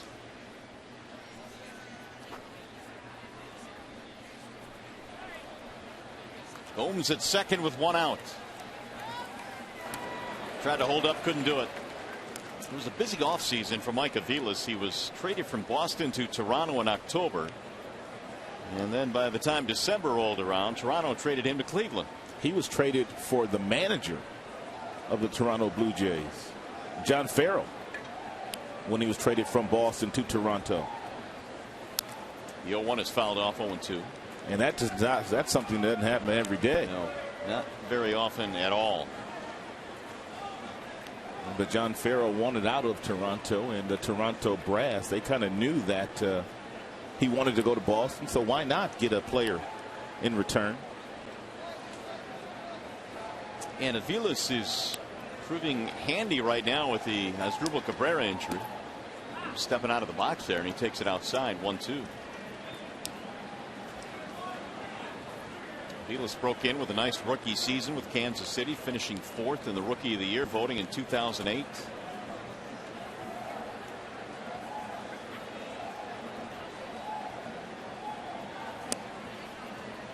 Two balls, two strikes. The last couple of pitches by Porcello, Aviles is taking that left foot and stepping totally out of the batter's box. I don't know if he's anticipating something inside that he's trying to turn on or what, but it doesn't look natural. No, the last two. Yeah, literally out of the box.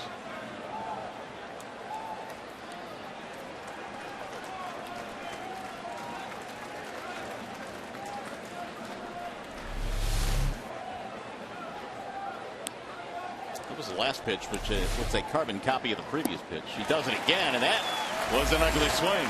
That was a bad at bat.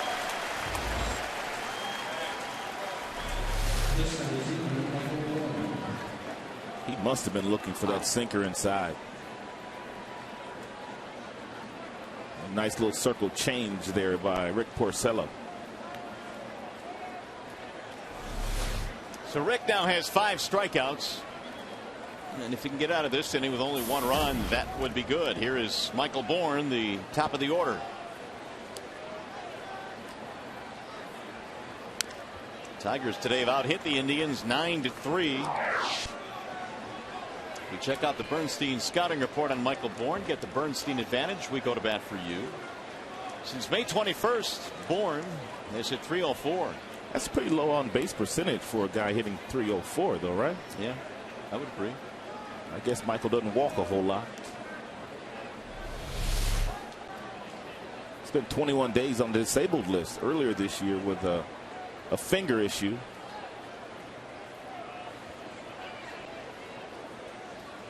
Bourne 3 times led the National League in stolen bases. The Indians finally signed him in February to a 4-year deal.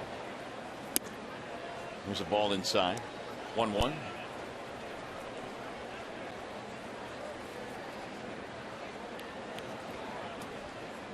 And May 21st date, as we mentioned, was the start of that really, really difficult part of the schedule for Cleveland. Bender missing outside. 2 balls and 1 strike on Bourne. But no other Indian in that stretch has hit better than .250. Bourne over .300. 2-time All-Star over in the National League. A couple of Gold Gloves as well. Swing and a miss. 2-2.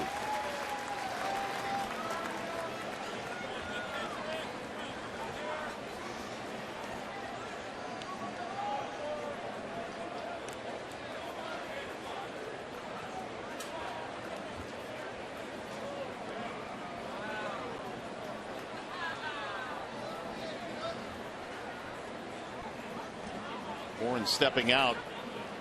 Indians have been at or above 500 35 consecutive days. They are in danger of falling under 500. They came in at 30-30, and they trail here today by 4. Little chopper hit to the right side, straight at Infante, and that is that for Cleveland. They will settle for 1 run. Here comes the bottom of the 5th. Tigers baseball presented by Bell Tire.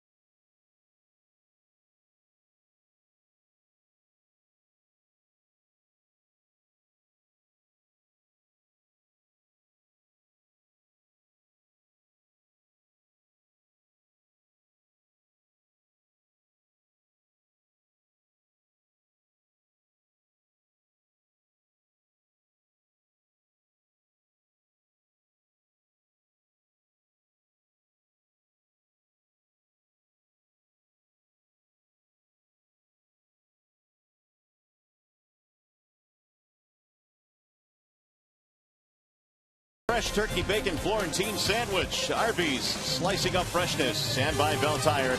Get the lowest tire price, period. Bell Tire. Nice day here in the Motor City. That is the Joe Louis fist that is on display downtown. It is 6-2 in favor of the Tigers. We go to the bottom of the 5th inning. The AT&T trivia question today is as follows. How many sets of brothers have played for the Tigers in the same season? The answer is 3 of them. And there they are. Do you recognize any of these names? I do not. Onslow, Walker, and Bowling. Well, Frank Bowling, I recognize that name. That's about it. There's a bouncer to third. That is foul. 0-1 on Johnny Peralta. Maybe, who knows? Just maybe someday Ben Verlander and Justin Verlander will be playing on the same Tiger team. Ben, of course, was drafted today by Detroit in the 14th round. Out of Old Dominion.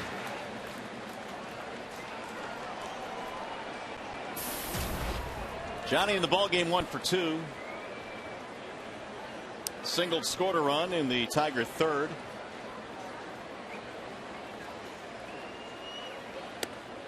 Almost hit him. 1 ball, 1 strike.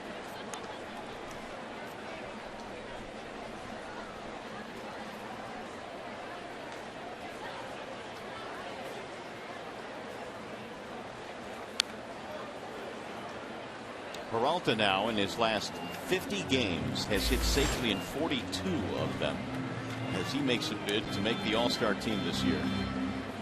And really from the start of the season he has either led or been in the top 2 or 3 in batting average among American League shortstops.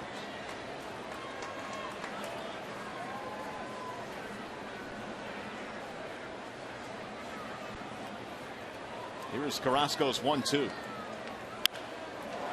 That is down the left field line. Fair ball. It's going to go to the corner. Another hit for Peralta.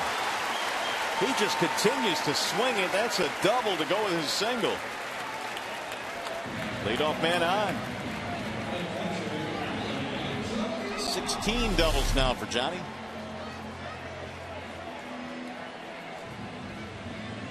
And Johnny Peralta able to turn on that two-seam fastball inside at 89 miles an hour, and no reason why Johnny can't make the All-Star team this year. Boy, not the way he's performing. Terry Francona walking out to the mound with the hook, and he will take the baseball. Langwell, who had been warming up a couple of times, will come in. 87 pitches into the game. It's going to be it for Carlos Carrasco. Wallside windows pitching change. Cleveland goes to the pen. We'll be back.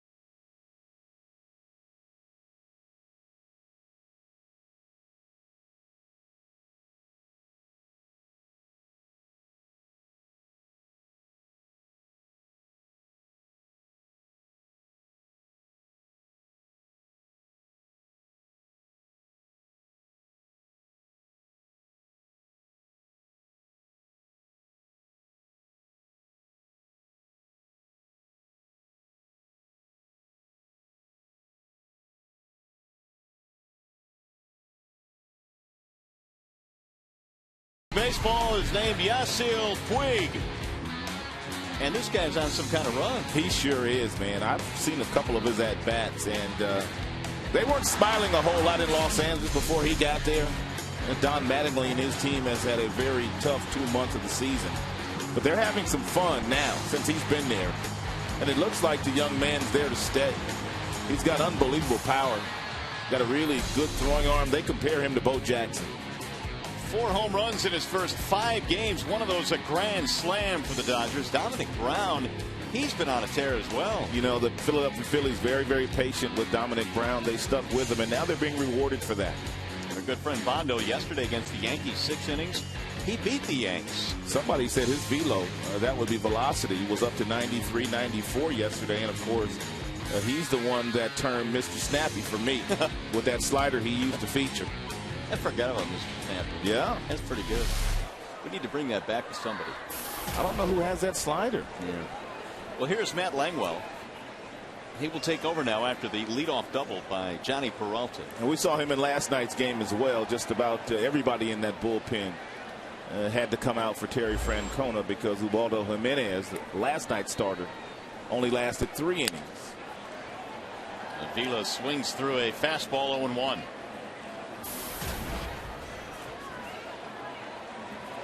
Tigers again have double digits in hits. They had 12 last night. They have 10 here today.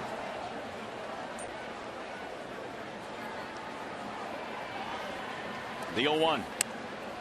Strike called. 0-2 on Alex. Avila this afternoon with a walk and a run score. He's also fanned. Langwell pitched last night. Pitching again here today. He's a native of Bryan, Texas.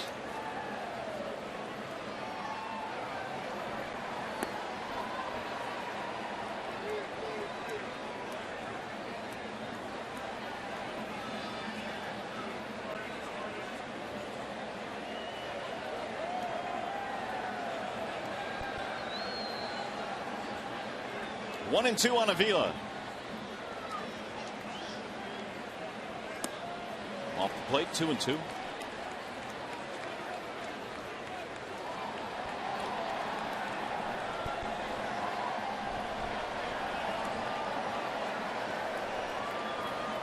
Langwell and again a long list of players that have played at Rice University and then eventually in the big leagues. Played at Rice in 07, 08. Swing and a miss, and Avila is gone. 1 out. Fans, get ready for Fox Sports 1, America's new 24-hour sports network. Fox Sports 1 will be your home for great live sports, all the news and highlights you want, and shows and specials that only Fox could bring you. America's new sports network is Fox Sports 1, coming August 17th.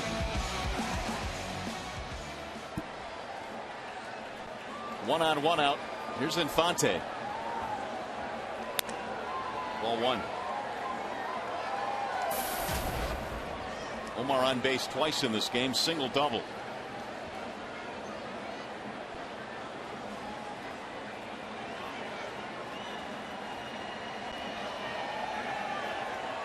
Here's the 1-0 pitch. Actually, could be in Toronto today. They're in the 17th inning with Texas 3-3 tie.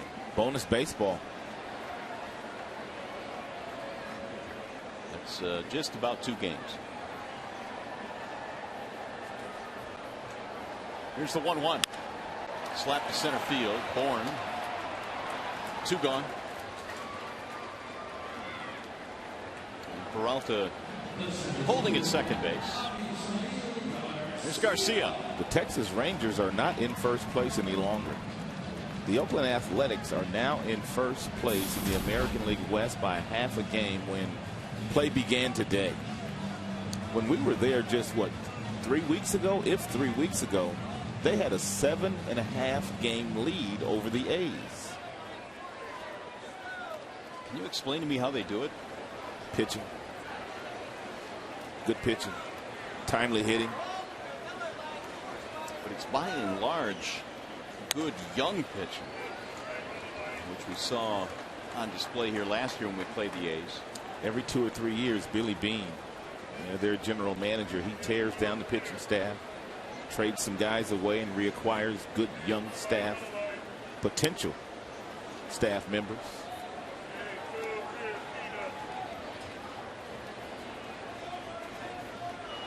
Coming into play today, Seattle actually had more wins than the Angels did over in the West. 0-2 the count on Avisail Garcia. Missed it outside. 1-2. Garcia knocked into a double play, which forced in a run back in the third. Tigers up 6-2 as we play in the fifth.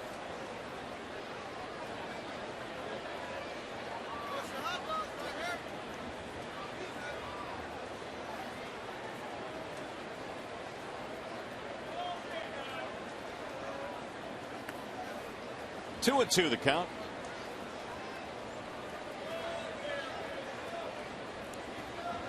Garcia performing so well has cut into the playing time of Matt Tuiasosopo, who had also performed well for the Tigers. Garcia has seen a lot of time in center field with Dirks in left against right-handed pitching.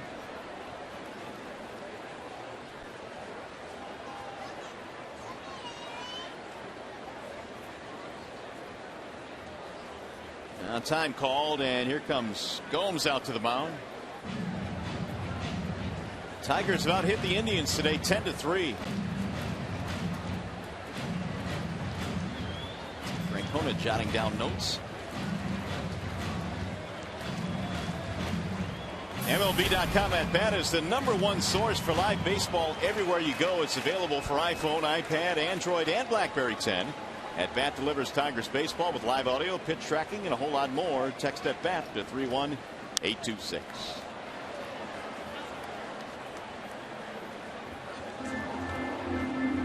Carrasco started, departed after the double by Johnny Peralta. Langwell has come on and retired the first 2 batters he has seen.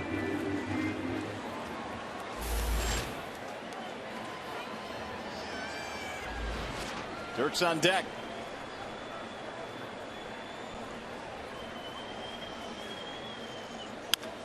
On the ground to short, Aviles to his left. And Garcia is out. That'll end the inning and the threat for the Tigers. On the way to the 6th we go.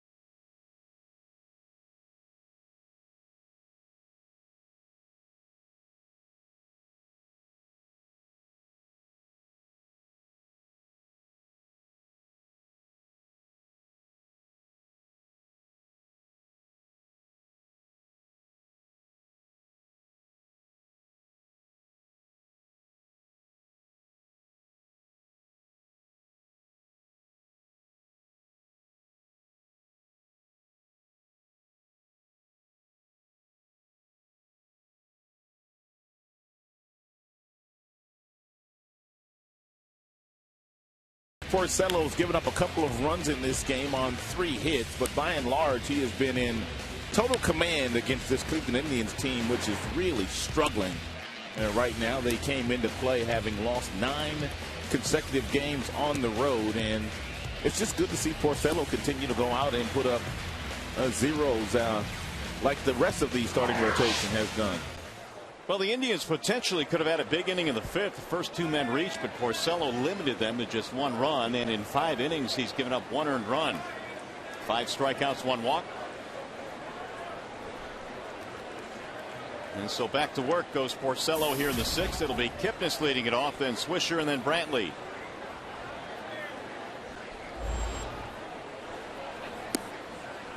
Strike 1 on Kipnis.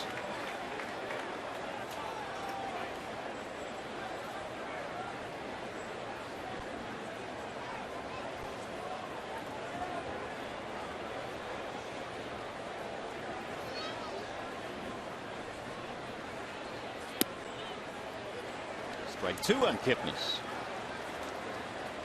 RBI single in the 1st and a stolen base. And then after that base hit back in the 1st inning, Porcello would go on to retire 12 straight Indians batters.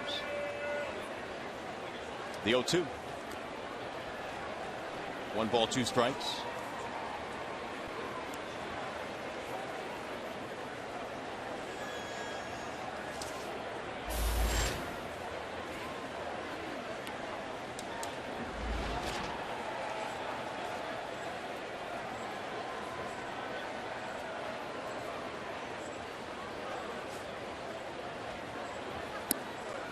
Porcello has gotten on some rolls this year. In fact, in his last start against the Orioles, he had retired 9 consecutive batters at one point, and 11 of 12. He leads here today 6-2. Here's the 2-2 pitch. The hook missed outside. Full count now on the leadoff man, Jason Kipnis.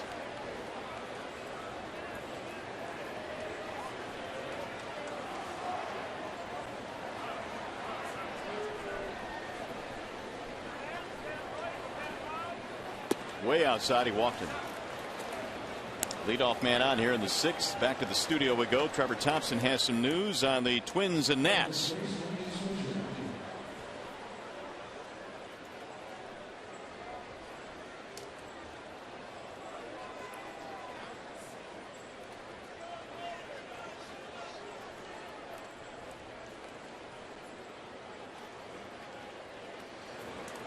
All right, Trev, thanks. I know that Harper's been hurt. I know that Strasburg's been hurt, but for Washington to be 7 games back in the East, a little bit surprising. It really is. I mean, coming into play after they got to the postseason last year, winning more than 90 games, there are a lot of people that picked them to win that division in the East.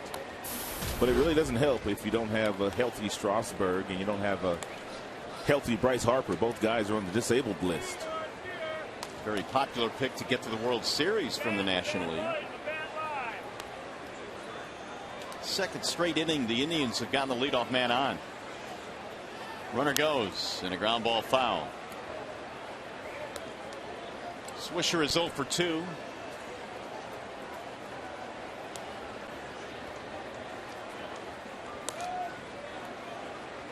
There's action in the Detroit bullpen. Lefty Darren Downs, righty Luke Peconin.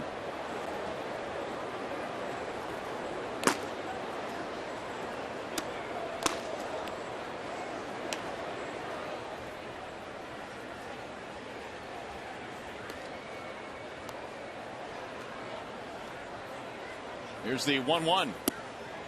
2 balls, 1 strike on Swisher.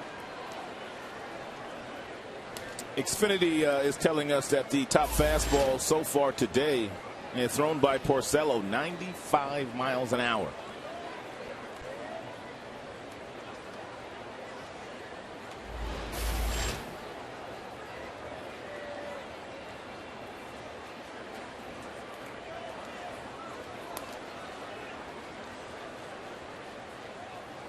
And he's only thrown 1 pitch at 95, and that was way back in the 1st inning. Rick now has thrown 91 for the game. 91 pitches. Ooh, that was close. Good swipe tag there by Prince. He had to leave the bag to pull that one in. And Kipnis has already stolen one base here today. And he was on the move on the 1-0 pitch to Nick Swisher. There he goes again.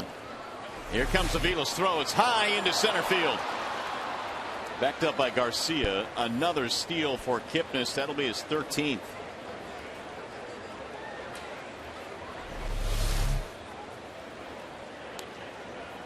And Avila didn't get on top of this ball. Airmailed Johnny Peralta, but there was Avasail Garcia in there to back up to make sure that Kipnis stayed at second.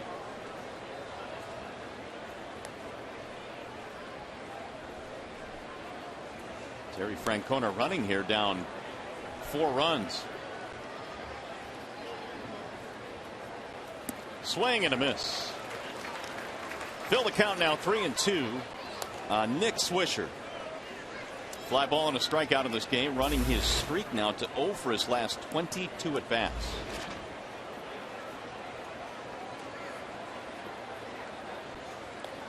Swisher, former top pick of the Oakland Athletics. Spent a year in Chicago, went to New York, and now in Cleveland.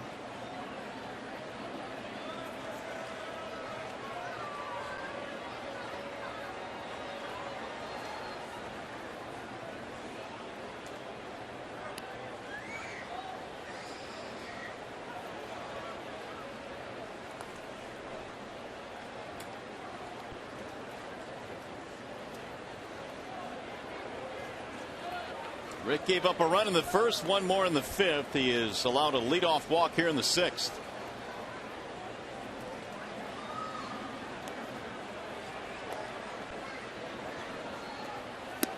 Wave and a miss. And Swisher's struggles continue. It'll be 6 strikeouts now for Porcello. Good change up there to get Swisher to swing right over the top of.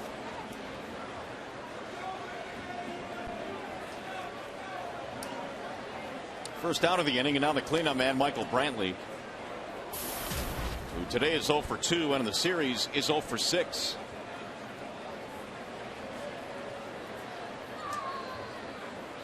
Porcello allowing just 3 hits in this game. That is all so far.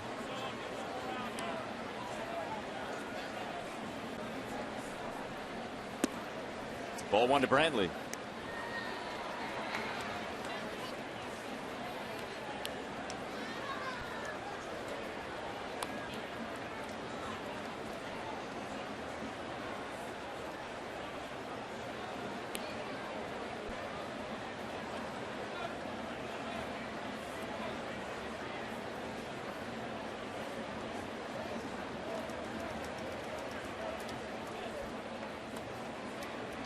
Porcello came into this game with 5-3 as his record against the Indians career.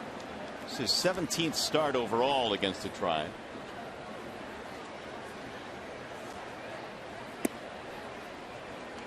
Two 2-0 the count.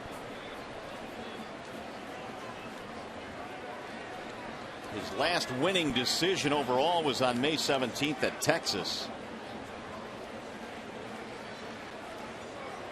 Even though he certainly pitched well enough in his last 2 starts to garner a victory.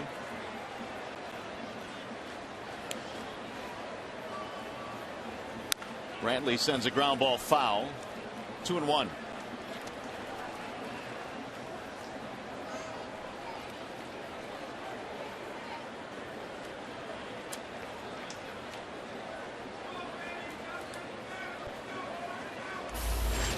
On deck, Mark Reynolds. Michael Brantley grew up in the big league clubhouses. His dad, Mickey, played in the big league.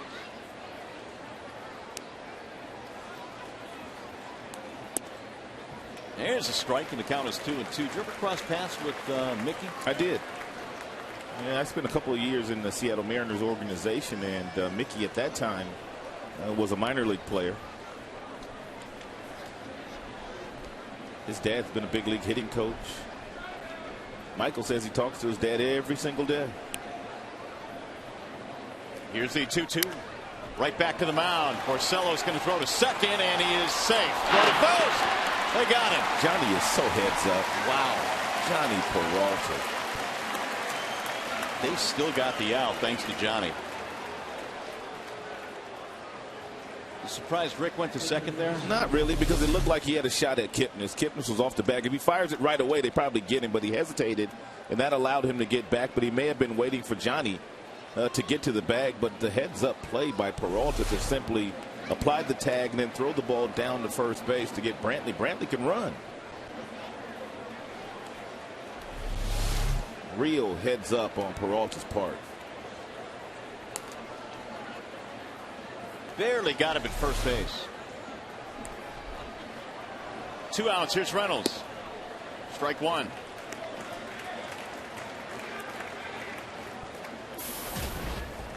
Strikeout, ground out for Mark Reynolds.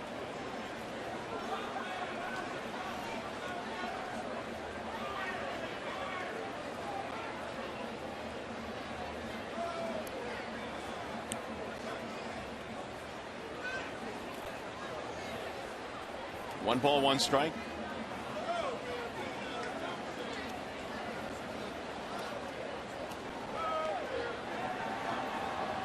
So Brantley, who typically has hit Tigers pitching extremely well, is now 0 for 7 in this series. It appears to me they've made a really conscious effort to find out why he's having so much success against them. And that would be Brantley, and the pitchers the last couple of days have made great pitches against him. 2-1. I mean, there are not a whole lot of guys walking around hitting over 400 against Verlander. Not at all. And 29 at-bats going into last night's game. Porcello is over 100 now, 102 in the pitch count. Yeah, this is his last inning, Jim. He doesn't let him go much past 100. 106 is the most that Porcello has thrown in a start this year. That was that win in Texas. He's had a 102 and a 101. Meanwhile, the bullpen is ready. If and when needed, that would be Pekonen and Downs.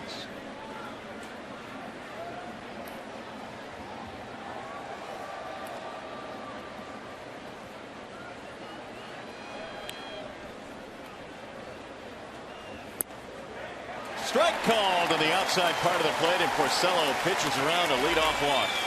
7 strikeouts for Rick. He's got 6 in the books today. Tigers lead 6-2.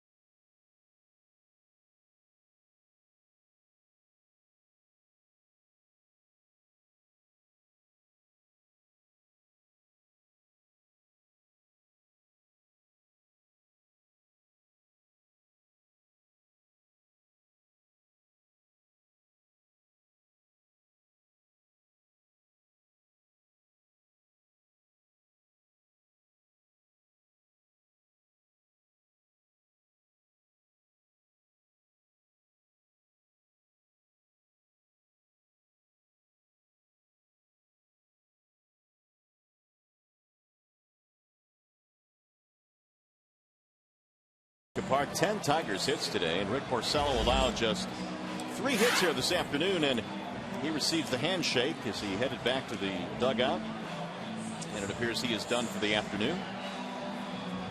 And Rick this afternoon throwing 104 pitches to get through 6 innings. Now we'll see if the Tigers can get us some more runs here. 6 innings, 3 hits, 1 earned run, and 7 strikeouts. That'll be 3 straight quality starts.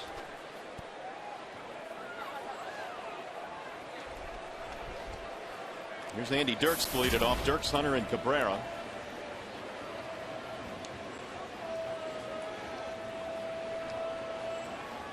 Andy's had a nice day. Couple of singles, couple of RBIs. He has scored a run. Langwell is back out there. He came on in the 5th inning. Swing and a miss, 0-1.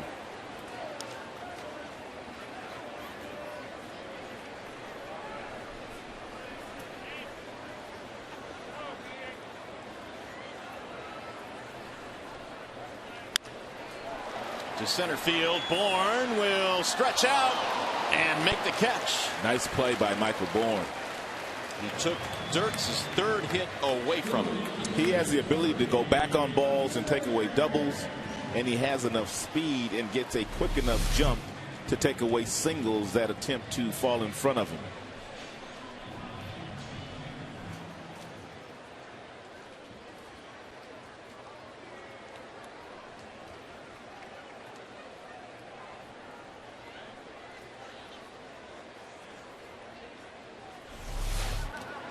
Torrey Hunter will bat. Ball inside, 1-0. Another base hit today for Torrey, which gives him 4 in the series, batting .307. He's also scored a run. He's also walked. Langwell's 1-0. Inside again, 2 balls, no strikes.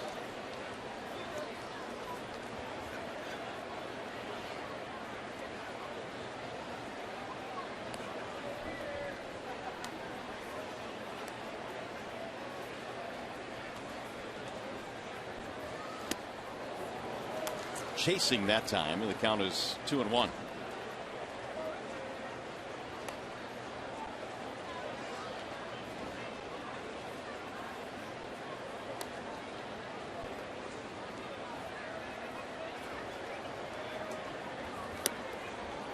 Make it 2-2.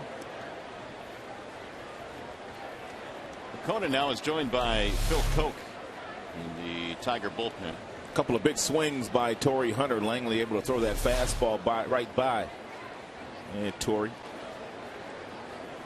There's the 2-2 high, 3-2. Langwell now has gone full after getting Dirks. Lead things off here in the 6th. Cabrera waiting on deck.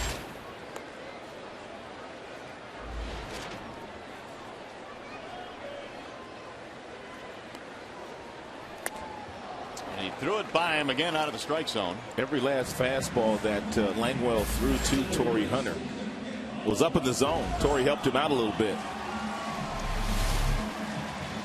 Torrey swung at a couple of them that were up, and then he chased one there. 2 up, 2 down. Here's Cabrera. By the way, Porcello's ERA went from 5.21 to 4.86 with his effort today, so that earned run average continues to head downward, which is a good sign. You knew it was going to take a long time before the ERA got down to a respectable number, with it being at 9 just a couple of starts into the season after that 9-run first inning out in Los Angeles. Well, after that start, it was actually at 11. And was it? Went down to 8-8, then 7-5, and then it just has kept going down, which is a very good sign. Only 1 earned run today.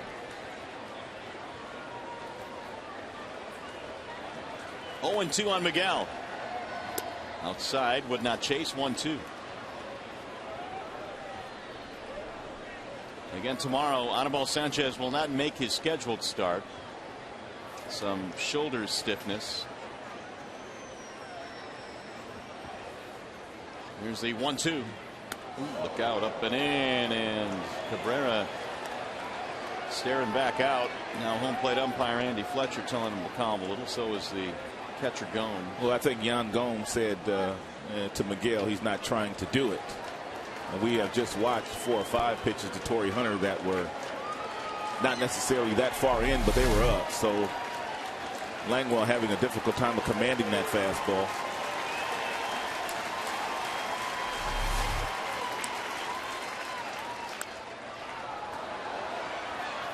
Two and two, the count stays.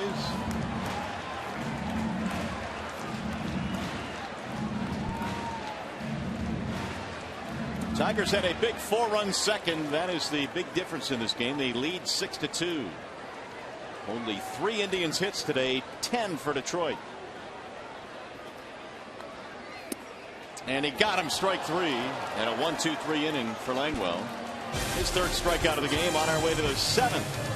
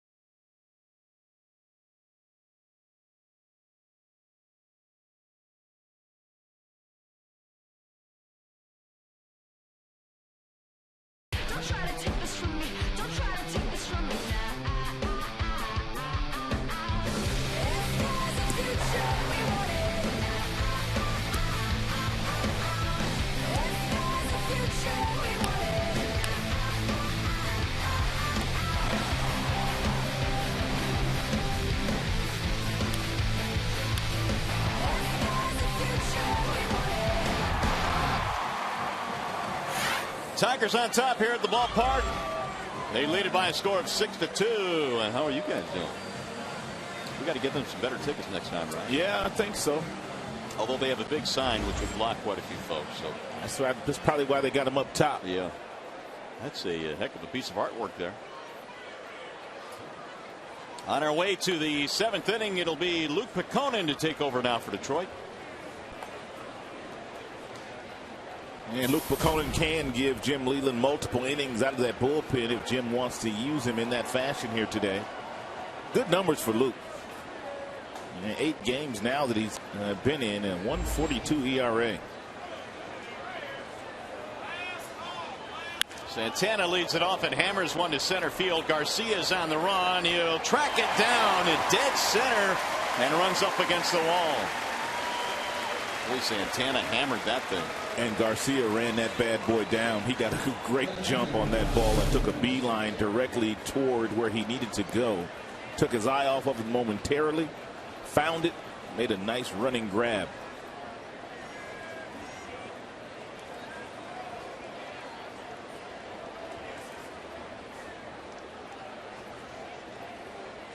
And Peconin says, thank you very much. Here's Yan Gomes. Singled back in the 5th. One of the 3 Cleveland hits. Ball 1 inside.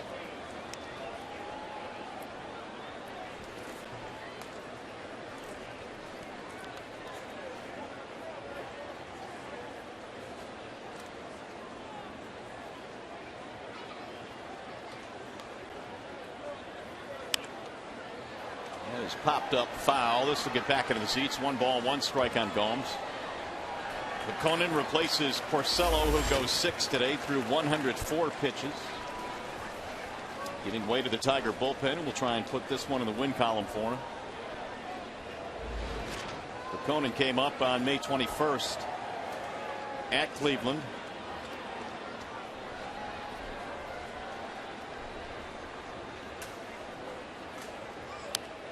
Fouled back 1-2.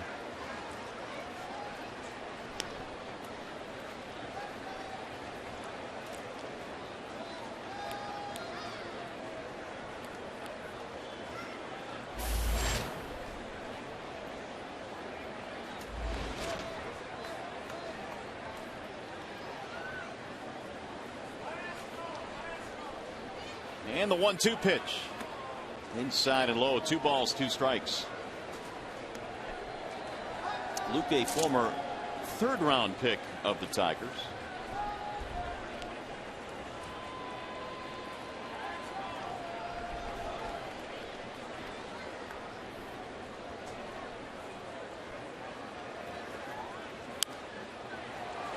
Conan played his college ball at North Carolina, which was going to be the school that today's starter Rick Porcello was going to attend before the Tigers signed him from the draft. He was born in Wheaton, Illinois.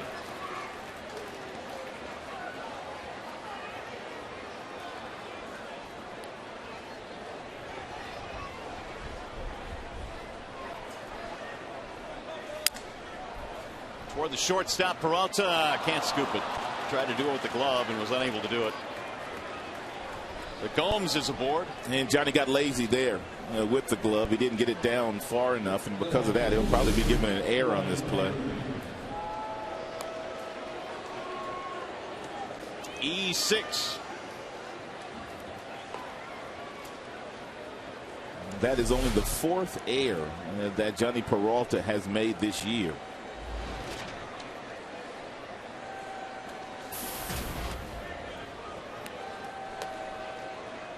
We'll bring up Ryan Rayburn. That'll get away from the catcher. To the backstop it goes, and that will advance the runner. That's a wild pitch.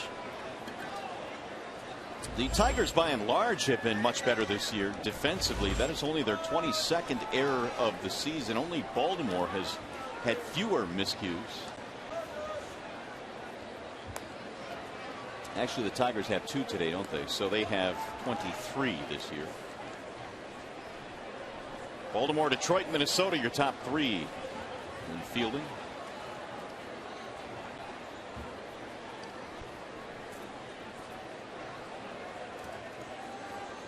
Rayburn now trying to drive in a run.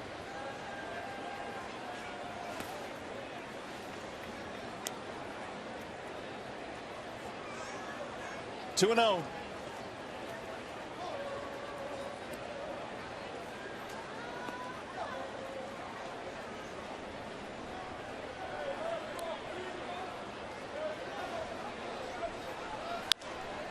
Bounced foul just outside of the bag at third base.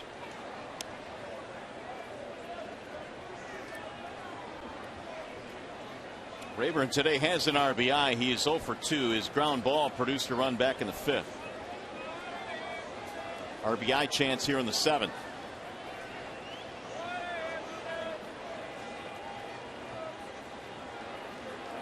Francona loading up on some more gum. Fouled away.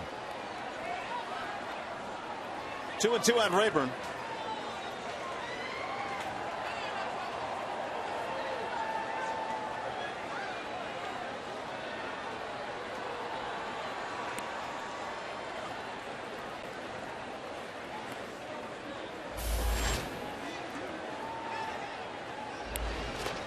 Now Piccone ready with the 2-2.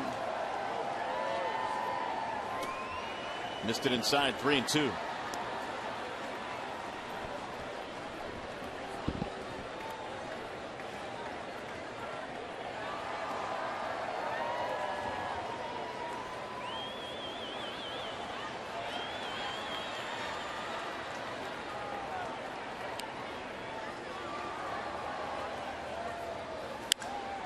High towering fly ball deep into left field. Dirks goes back, and that ball is going to go. It's a home run for Ryan Rayburn, and now it's a 2-run game. 6th home run of the year for Rayburn.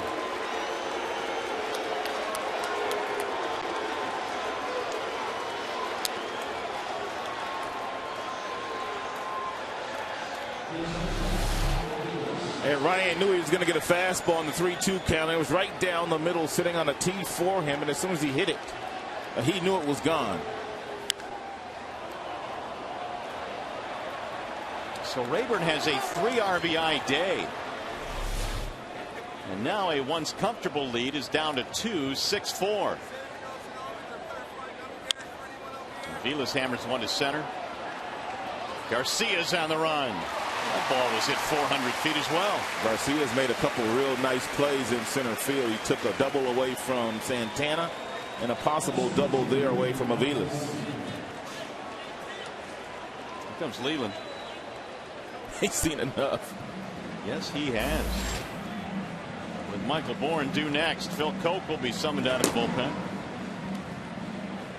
So Pekonen gives up the baseball. He has given up a 2-run homer here to Ryan Rayburn. Wallside windows pitching change. Here comes Phil Koch.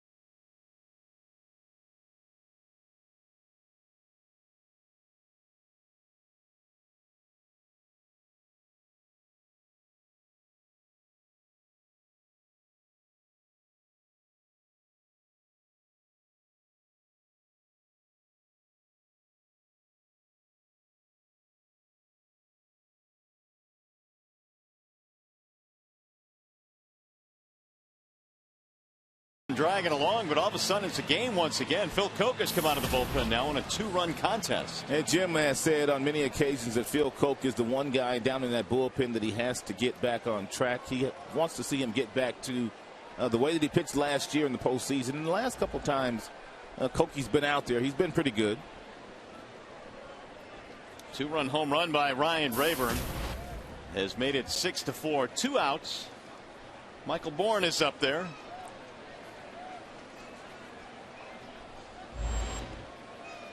Koch spent some time on the disabled list.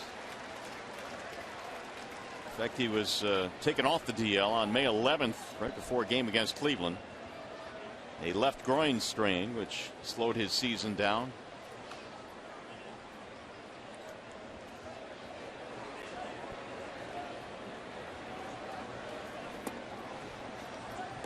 One ball, one strike.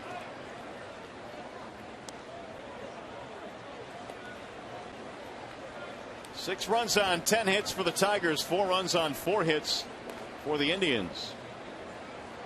An error by Johnny Peralta opened the door a bit for Cleveland, and they have cashed in on the 2-run homer by Rayburn. Here's the 1-1. Slides away from a breaking ball strike. 1-2.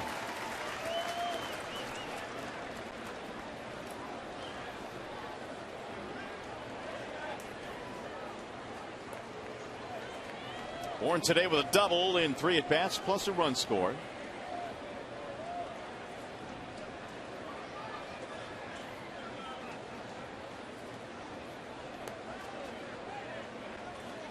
Swing and a miss. Cope does his job. He strikes out Michael Bourne. Inning over. They get 2 back. And now it's a 2-run game.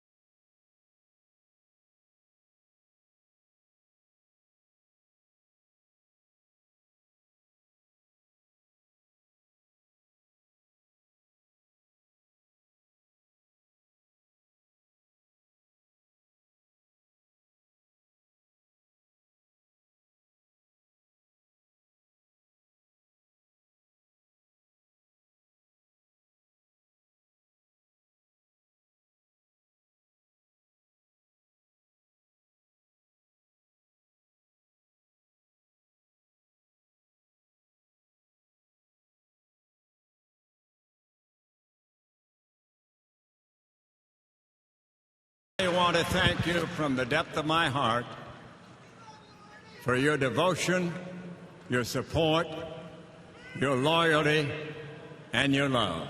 Thank you very much, and God bless you. And those are the final words for the final time here at Comerica Park. The great Ernie Harwell back on September 16th, 2009. He addressed the crowd here. You may remember that moment. Well, Wayne State University has announced that they have a project going right now. It's an outreach effort to build a baseball stadium as a tribute to Ernie and Lulu Harwell. If you'd like more information on how to donate, visit WSUathletics.com. Wayne State University will get a new baseball stadium, and the memorial will benefit Wayne State youth and high school leagues as well. And again, visit that website, WSUathletics.com. Harwell Field will be adorning the campus of Wayne State University in tribute to the great Ernie Harwell. So that initiative was just announced, and very exciting here in the Motor City. Yeah, what an unbelievable human being Ernie Harwell was. Just class. It was an unbelievable event that night on September 16th of 2009 when Ernie addressed the crowd. Cody Allen is on now for the Cleveland Indians.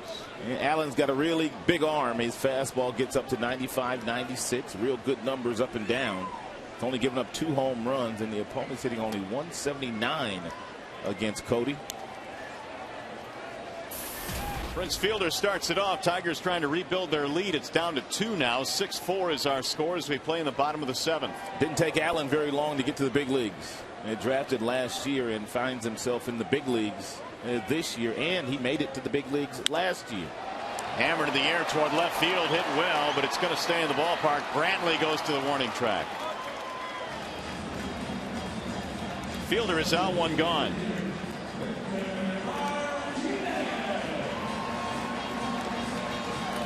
We'll bring up Victor Martinez. Pop-up fly out, ground out.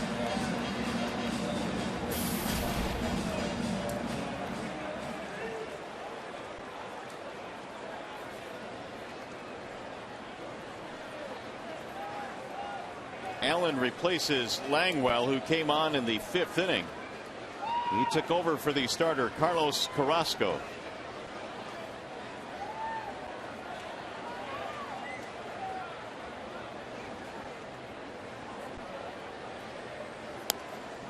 That's it for a strike. 0-1.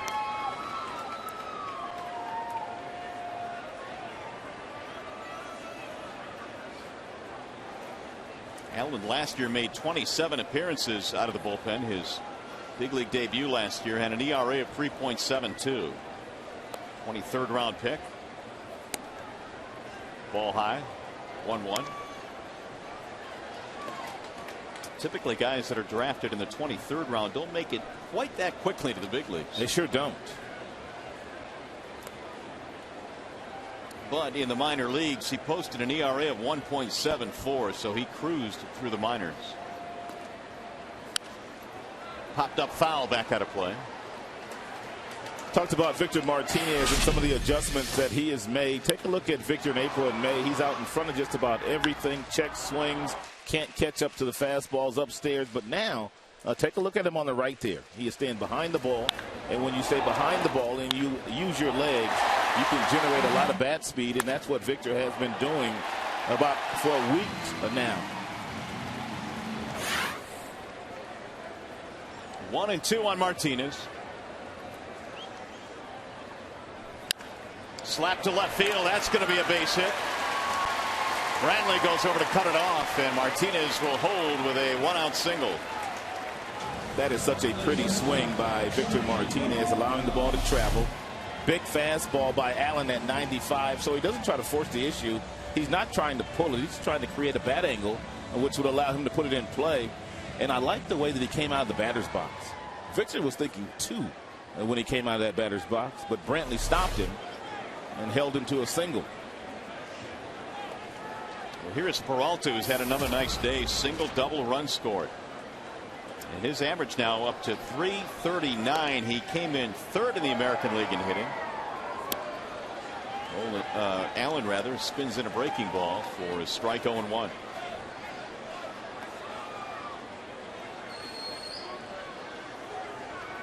"24 years old.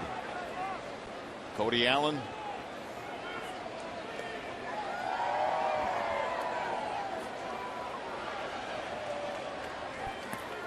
Ball low. 1 ball, 1 strike.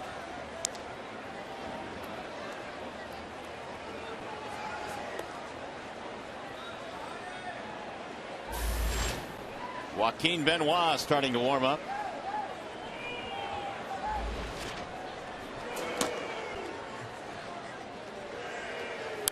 Bouncing ball left side. Diving stop. Aviles throws to second for 1, and that's all they will get. But it's a terrific play by the shortstop just to get the lead runner. And the shortstop that usually plays for them, and that would be Asdrubal Cabrera, makes a lot of highlight film plays. And here's one by Aviles. He stretches out. He catches that ball. It's literally behind him. Real nice feed there to Kipnis, but they can't turn it over. And Peralta able to beat it out. That's a couple of nice plays made today by the left side of their infield. Reynolds made a pretty nice play earlier in the game. That one right there saved potentially the opening of a big inning. Now with 2 outs, here is Avila.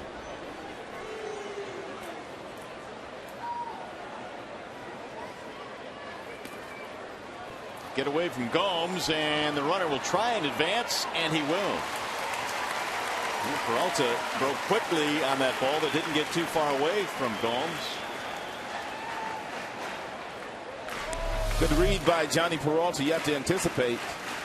You have to be on that right leg when the ball gets in the hitting zone. And if it does bounce, you've got all your momentum on that right leg, which allows you to just cross over with the arm and then get yourself down to second base.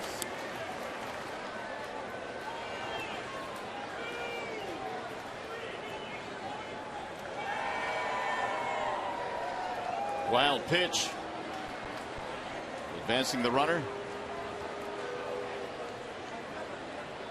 Here's the 1-0. Make it 1-1 on Avila. Avila today with a walk. He has also fanned twice.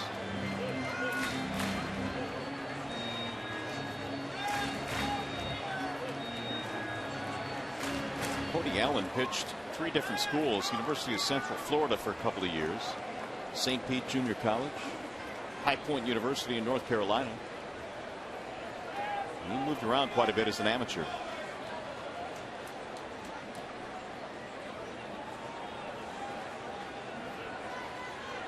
Here's the 1-1.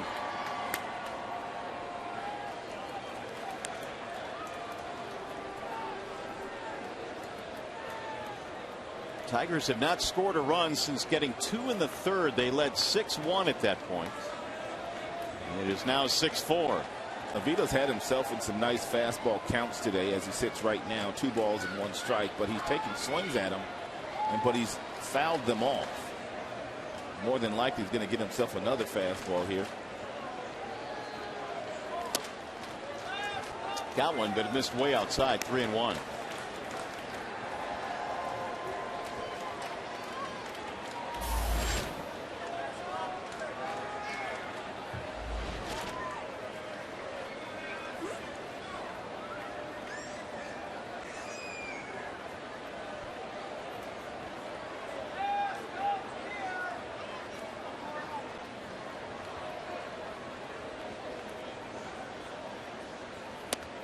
And he lost him, ball 4.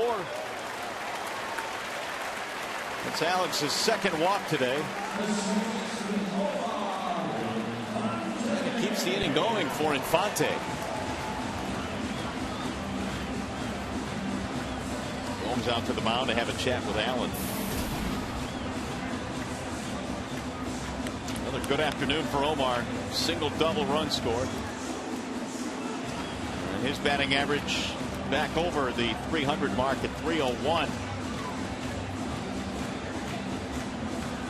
We're at Comerica Park in downtown Detroit. Tigers and the Cleveland Indians getting together here for the middle game of the series. Mario and Pemba, Rod Allen, glad you were with us. Joe Nicola is our producer today. Mark Isofano is our director.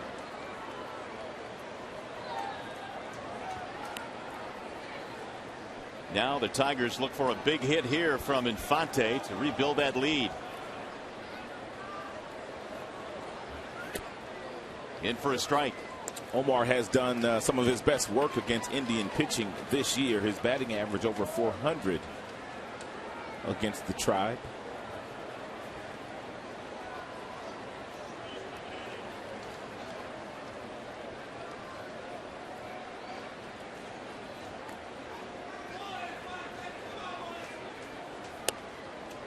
Nice bender there. Wow. Now he's ahead 0-2. This is not fair.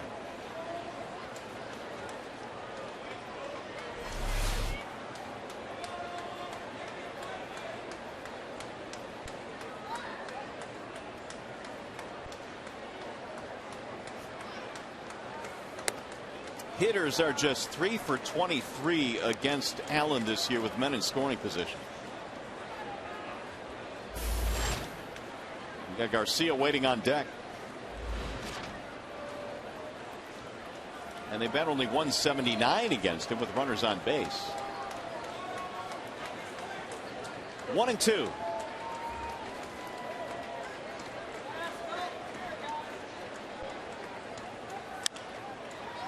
That's in the air toward right field. Foul ground. Swisher giving a long run and not going to be able to get there. It's a foul ball. Swisher slams into the railing.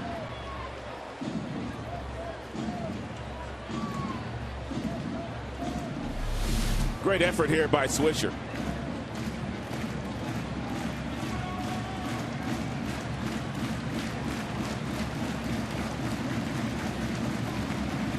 He stayed over there so long, I thought maybe he was looking for some popcorn or something. Beverage.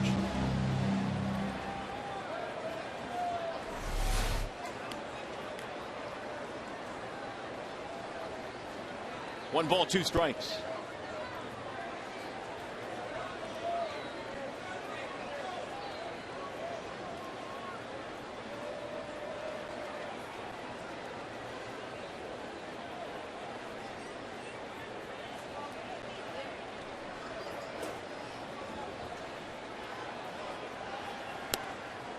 Missed it high is Gomes tried to frame it for strike 3, but could not get away with it. 2-2. That was not a good breaking ball there. Not with 2 strikes. And there are some hitters in the big leagues, they see a hanging breaking ball up there around the letters. They would have been all over that.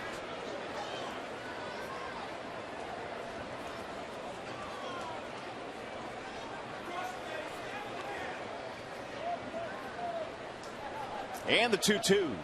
Another breaking ball. He swings through it. And the inning is over. No runs. Tigers lead the pair. We go to the 8th.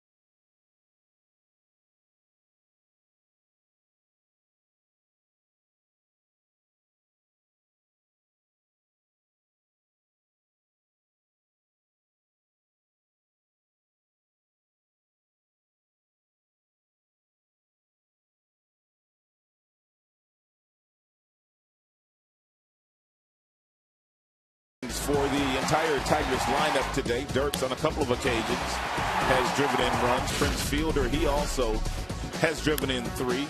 Garcia grounded out, drove in 1 run on a double play, and there's Andy Dirks once again. Big hit by Rayburn, the former Tiger. He homered. That was in the 7th inning, 2-run variety to left field.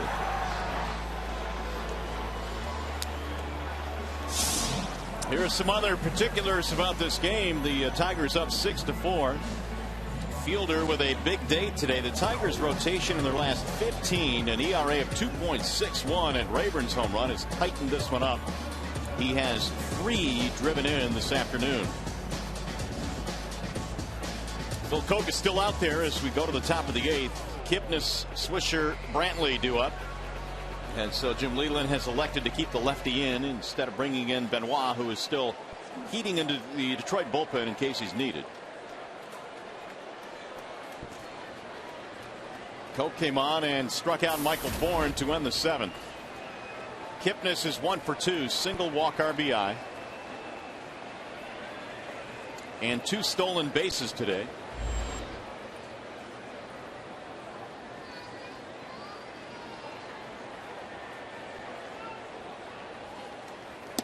Ball 1 from Koch, missed inside.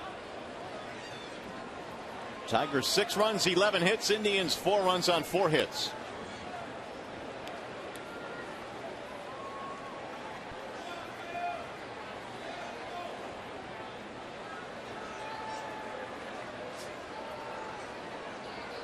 Here's the 1-0. 2-0 on Jason Kipnis. The Indians have had at least 1 base runner in each of the last 3 innings after Porcello had retired 12 in a row in the middle of this game.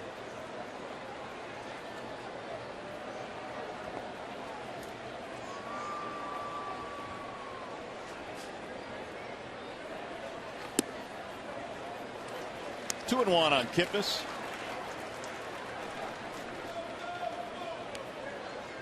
Indians trying to avoid dropping below 500. They've been at 500 or better for the last 35 consecutive days.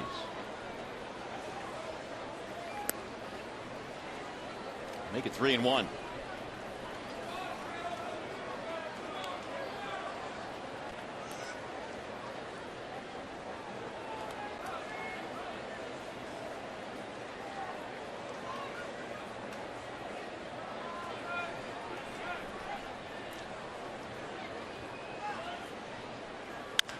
Bouncing ball right side. Infante plays the hop.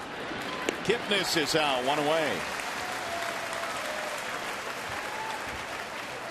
Well, as soon as the game ends, our coverage will continue. Tigers Live postgame coming up. You'll hear from the skipper as always. Jim Leland will give you his thoughts and comments on this game. Plus, you'll hear from the players. Tigers Live immediately after the game. It's right here on Fox Sports Detroit.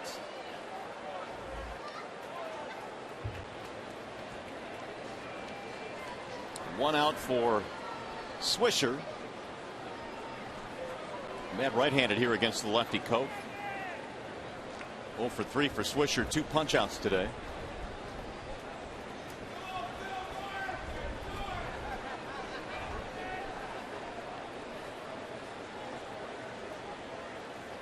Swing and a miss. 0-1. Good change up there by Coke.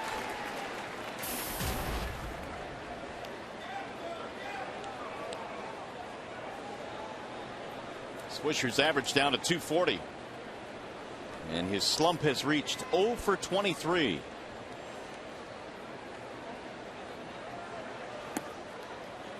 One.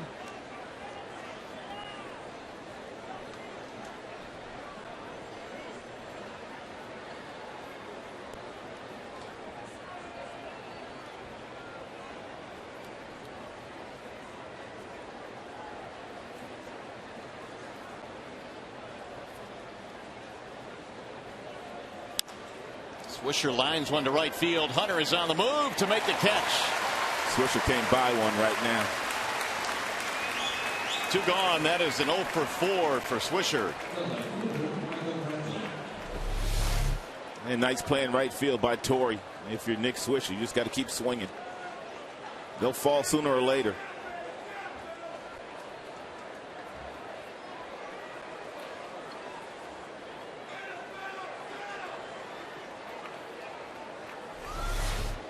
So here is Brantley now with 2 outs. Coatson's coming on in the 7th inning, has retired 3 straight. We would like to make it 4 straight here. That's in there, a strike.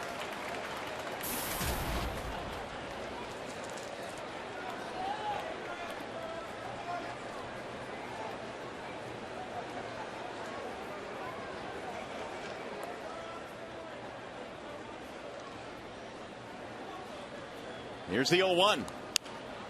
Slap foul down the left field line. 0-2 on Michael Brantley, who was 0 for 3.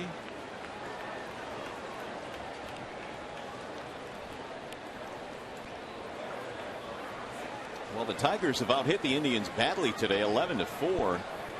Tigers have stranded 8, and so their lead is only 2 runs.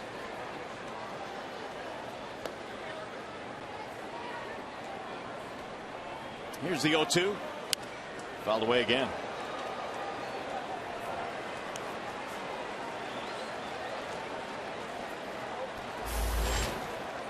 Mark Reynolds waiting on deck. Should he get an opportunity?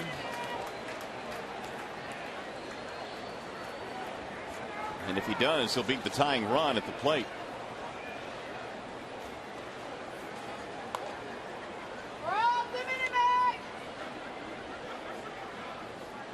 And again the 0-2.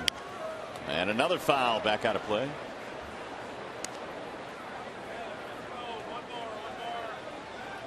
We wrap up the series here tomorrow. The Tigers and Indians.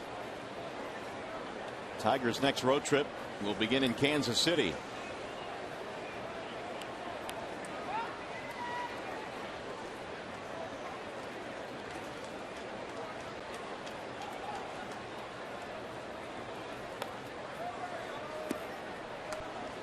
One and 2.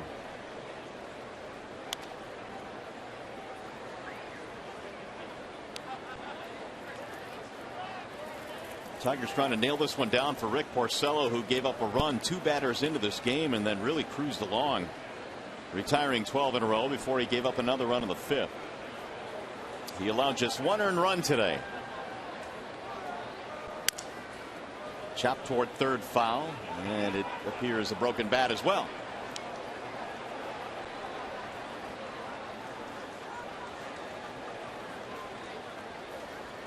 Phil Coke is doing exactly what Jim Leland has been encouraging him to do, and that's to use all three of his pitches. Phil's got a fastball that will get up to 95. He also has a nice slider and a changeup that's a pretty good pitch, but Phil just doesn't use it all that often.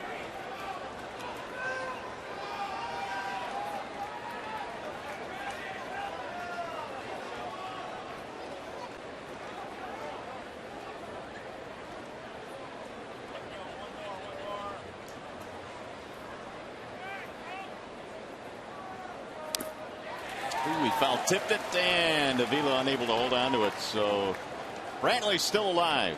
Pretty good at bat here by Brantley. After falling behind, no balls and 2 strikes, he's been able to foul off quite a few 2-strike pitches.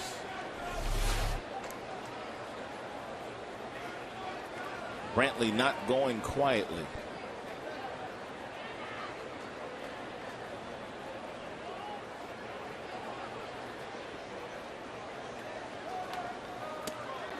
He is now. He's out of there looking at strike 3.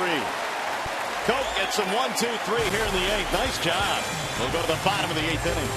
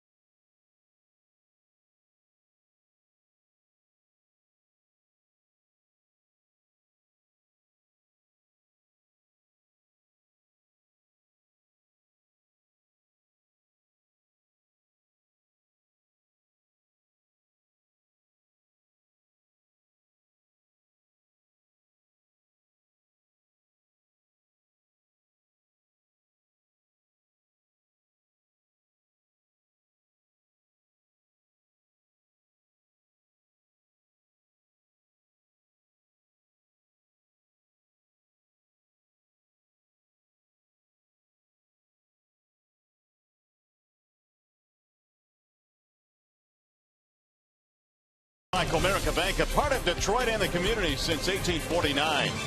Your Metro Detroit Chevy dealers. Visit ChevyDetroit.com. See why Chevy drives the Motor City. And by Wallside Windows, the official window company of Fox Sports Detroit. Tigers holding on to a 2-run lead. And it looks like Terry Francona getting in between Nick Swisher and Andy Fletcher. The Indians have been having some issues with some of the umpiring. Terry Francona was kicked out of a game when they were home against Tampa. Before they left New York, they had some issues with the umpiring crew, but I think that's what happens when overall things aren't going well for you on the field.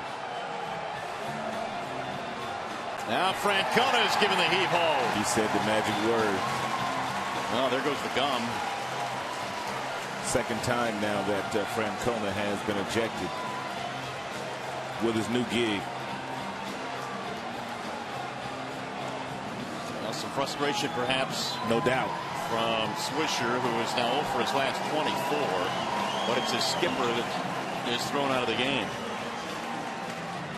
Well, that's what good managers will do. They will make sure that you stay in the game.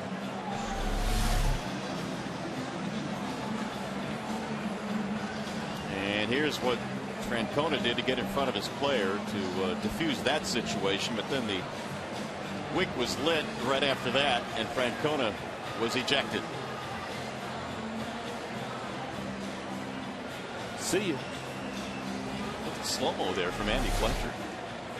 Pretty good form there on the throw out. Got a new pitcher now for the Indians. That would be Joe Smith. Nice year for Smith so far. He's pitched a lot too. 22 games, 2-0, sub 1 earned run average, averaging 1 strikeout per inning in the league, hitting less than 200 against the Sidewinder. Garcia will lead it off, and then Dirks and Hunter. 6 runs, 11 hits for Detroit, 4 runs, 4 hits for the Indians. The 1-0 is grounded foul behind home. 1-1. Garcia is 0 for 3. His double play ball forced in a run. It was back in the 2-run third. Starting to see more and more right-handers drop down to this sidearm angle, the one that Smith uses here. It used to be left-handers were the only ones that drop down to a sidearm angle, but some right-handers that don't necessarily have big fastballs. And you can create some deception for yourself by throwing from this angle. Here's the 2-1. And that is down the right field line. Fair ball. Going to go to the corner. Garcia motoring to second base. Lead off 2-base hit. Big run standing out there right now. Really good at bat by Garcia, and he is maturing before our very eyes. Against a guy like Smith who throws that little sinker ball, you don't want to pull it. So you want to stay with it long enough to create a bat angle, which would allow you to hit the ball to right field. He does that. He gets himself a double down in that right field corner. He took a look over to third base, and Tom Brookins had the hands up to tell Garcia to stay there.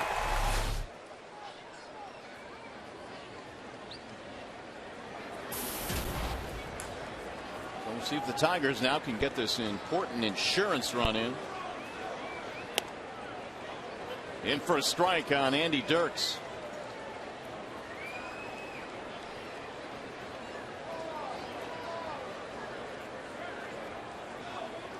Reynolds close at third.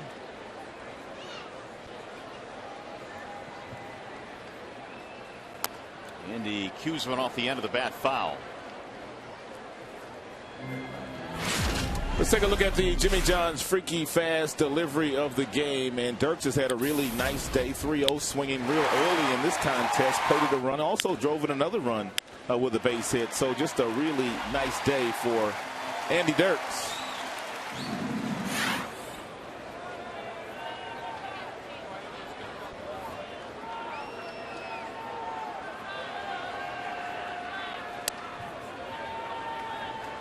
One ball, 2 strikes.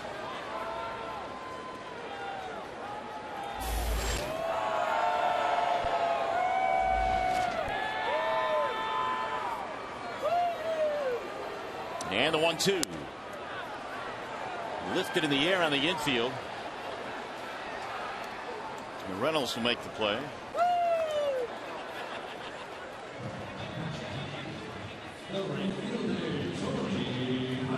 One out. Garcia does not move. That'll bring up Torrey Hunter.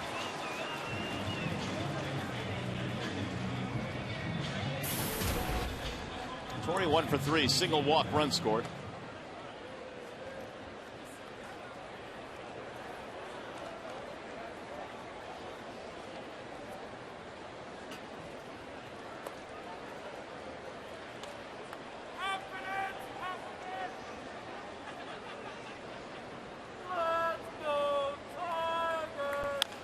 Chopper hit to the right side.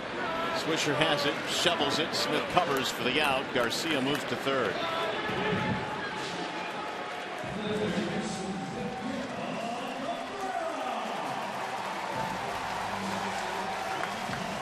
How about this? Bottom of the 19th inning, 1-1. The Marlins and the Mets at Citi Field. 25 hits in that game, only 2 runs as Jose Valverde warms up in the Detroit bullpen. 6-4 here. Tigers lead in the bottom of the 8th. Garcia, the runner at third.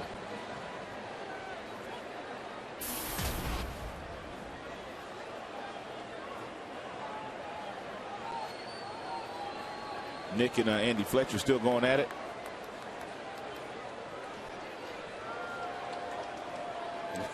I think you're right, they are.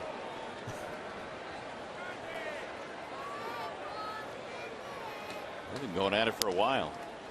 There's ball one.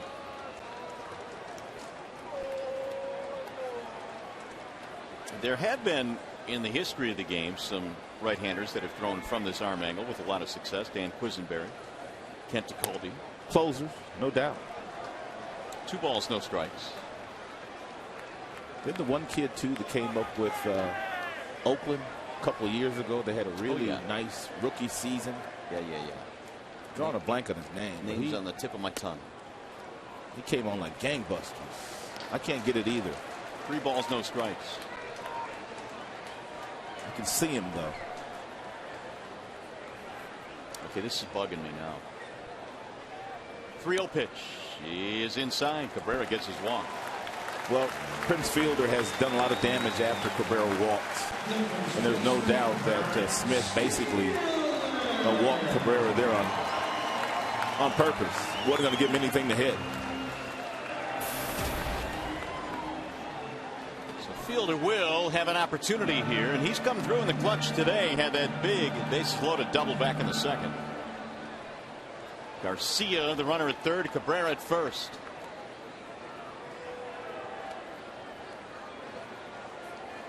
Seager. Say again. Oh no. Trying to get it. Wasn't Duke sure? Oh, Brad Ziegler. Brad Ziegler, that's who it was. Ziegler. What did you say, Ziegler? Seager, I think you said. That's close. You got me thinking about it, though, which led to Ziegler. 0-1. On Prince Fielder. Breaking ball is in there. Now it's 0-2. And here's where Prince, if you do stay away from him, he'll take that base hit the other way. He looks to do damage early in the count, but with 2 strikes, he will hit it the other way.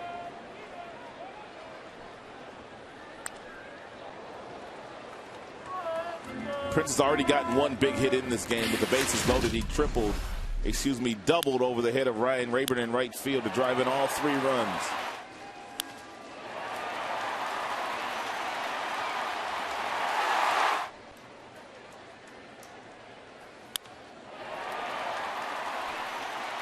It was the second hit of the day for Prince. He gave him 51 RBIs for the year.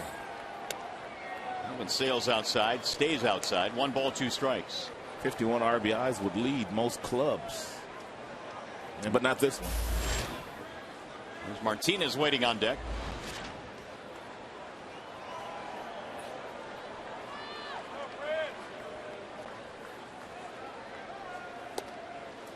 If he stays away again, that evens the count now at 2-2. 51 RBIs is now good for 3rd in the American League.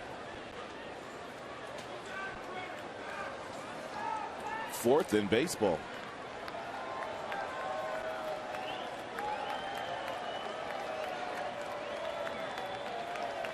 Way outside, and now it's gone full 3-2.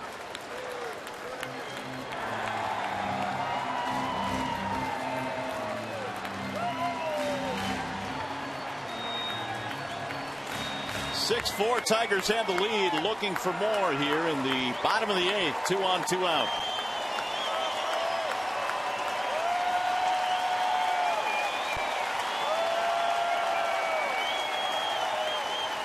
Smith ready. 3-2. Popped up foul. Back out of play.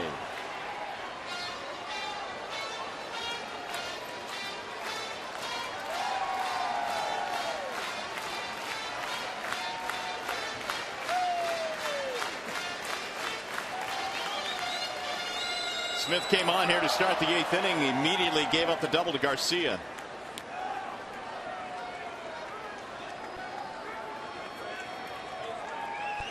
Cody Allen pitched the 7th.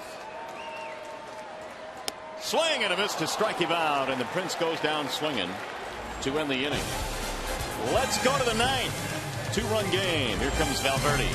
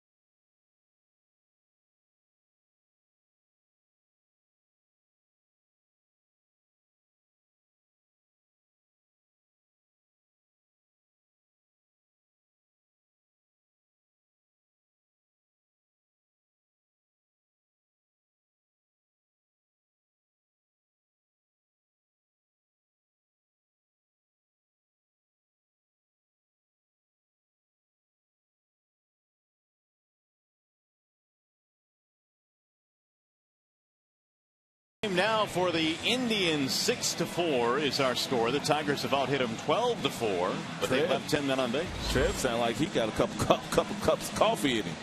Like he wants to play 18 today. And as you say, it's that good coffee.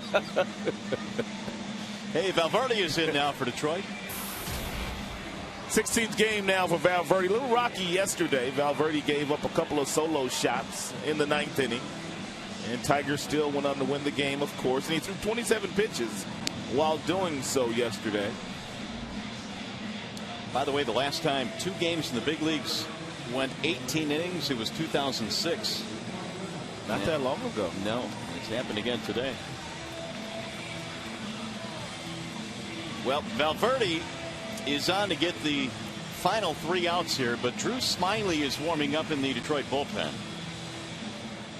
And Valverde gave up both of his home runs yesterday on split-fingered fastballs. Giambi got him to right field, and Drew Stubbs hit one to left field. Reynolds is 0 for 4 with 3 strikeouts against Valverde. He is 0 for 3 in this game.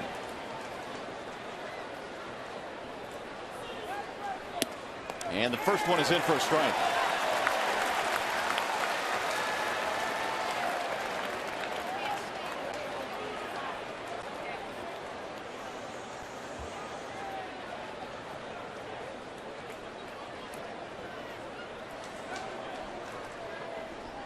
Here's the 0-1.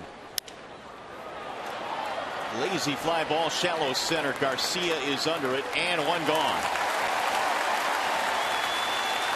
2 more to get. By the way, tip the cap today to Phil Cope. Lights out. All 4 that he faced. Lights out. He had a couple of strikeouts.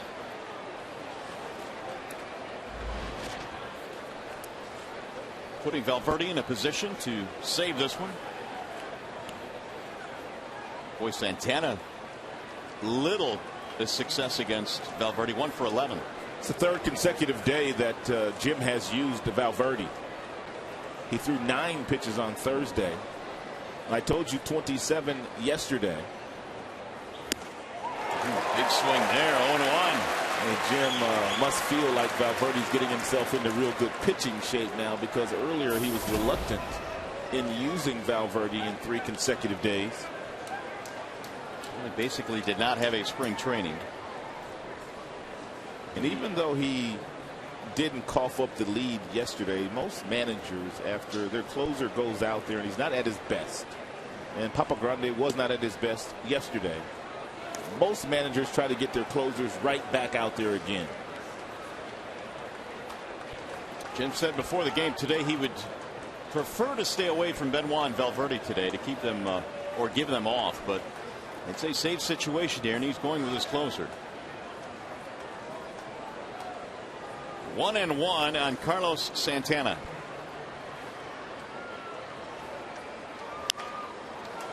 In the air, shallow right field. Hunter was deep, and it's going to be caught and dropped by Infante. Tough play for him.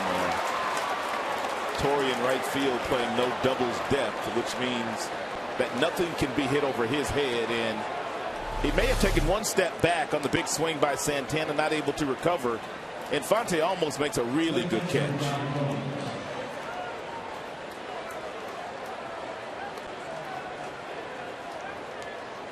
Well, it's a tough break for Valverde as well, because that was a lazy fly ball. It'll go as a base hit.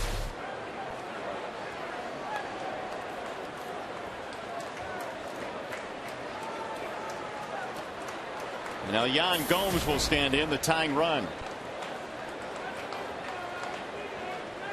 They're playing behind the runner at first base, Santana.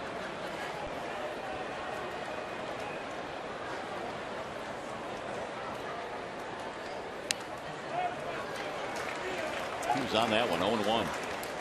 Well, hopefully Santana doesn't run. And that way the double play can stay in order here, and Valverde can get himself a ground ball and get out of here.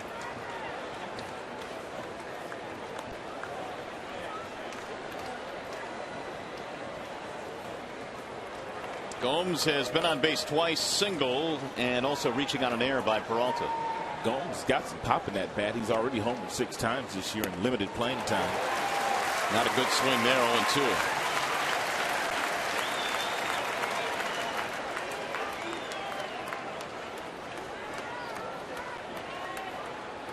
Tigers outfield very deep on the corners.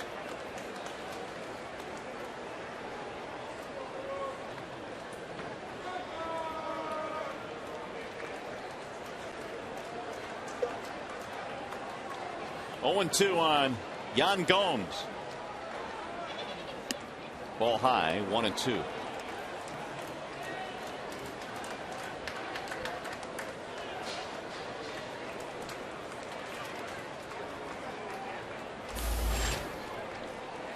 Ryan Rayburn. He has homered in this game, waiting on deck. He has 3 RBIs.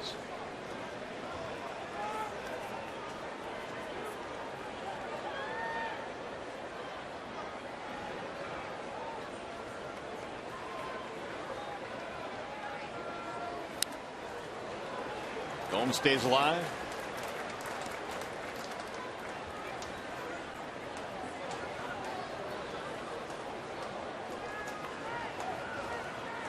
Tigers got 6 early runs but have not scored since the 3rd, and they've held on to a lead that Valverde is trying to turn into a save and a Tigers win.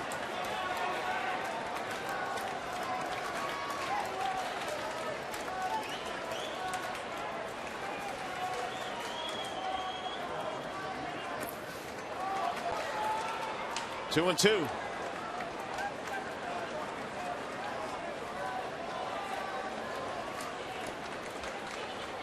Vila helped out Valverde there. Jim Leland today got 6 out of Porcello. Peconin came on in the 7th, gave way to Koch, who then got him through the 8th, and now Valverde here in the 9th.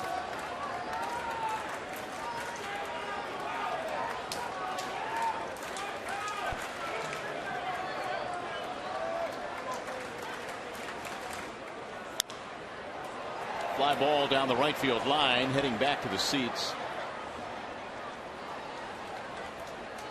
And back amongst the customers today. 2-2 on Gomes.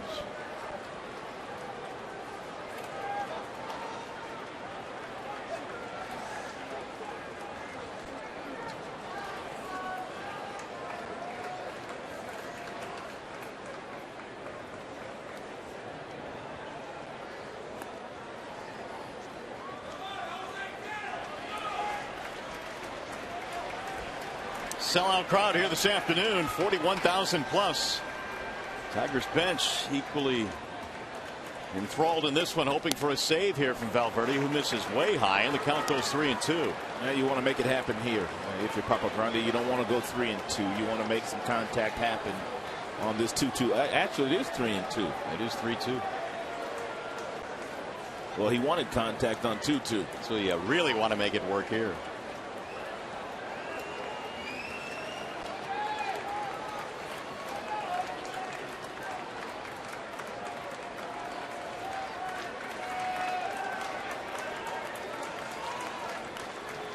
Full count on Yan Gomes.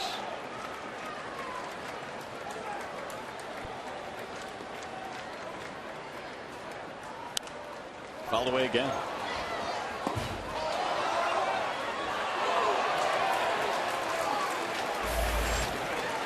Are you surprised at all that Santana has not broken for second base? Yeah, sort of. Especially with Prince playing behind him.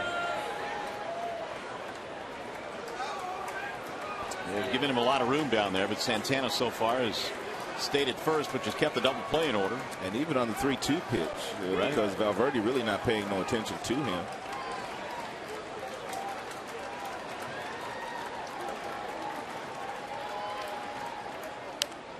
Another foul back out of play.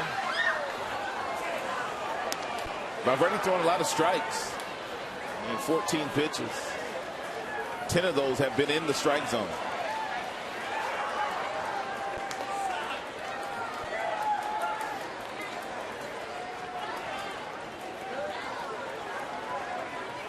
Phil Koch came on, faced 4 batters, struck out 2 of them, got all 4. It's in the hands of Jose Valverde right now. 1 on, 1 out in the 9th.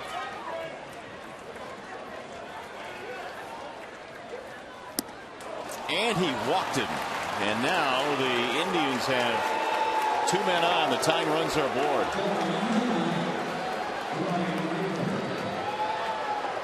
It's going to bring up Rayburn.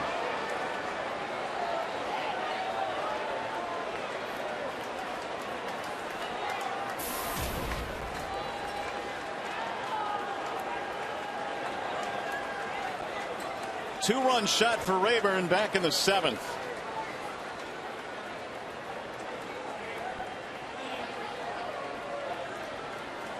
And 3 of the 4 Cleveland runs have been knocked in by Rayburn today. Santana and Gomes the tying runs.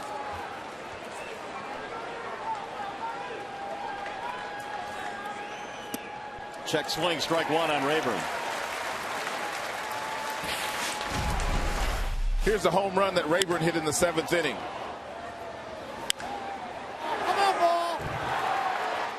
That was the home run that Pekonen gave up. Numbers from the 7th inning on for Rayburn.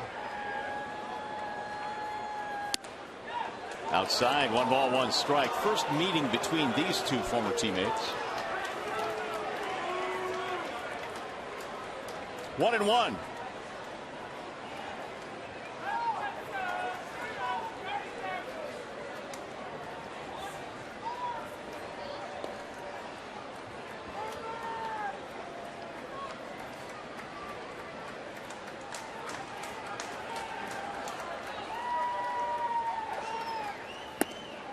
Low, 2 balls, 1 strike.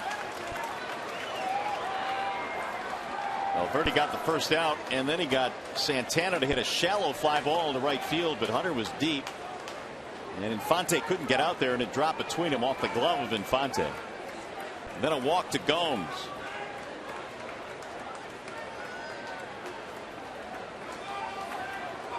And Valverde, who made his 600th career appearance in last night's game, is in some hot water here in the 9th inning today.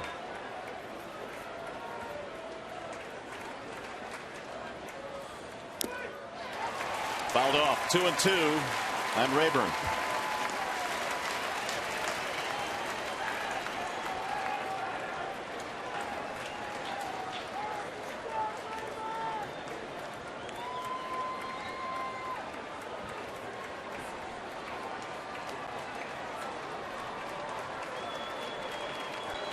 Rayburn in limited playing time this year has 6 home runs. Number 6 was earlier today.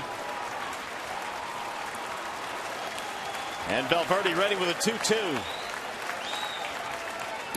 He tried to hold up, couldn't do it, struck him out. Rayburn has gone 2 away. Even though Valverde gave up a couple of home runs yesterday on split finger fastballs, he has not shied away from that pitch here today. You could see the grip, real good pitch in the strike zone, and Rayburn couldn't hold up, swung the bat. Coat fired up for his teammate.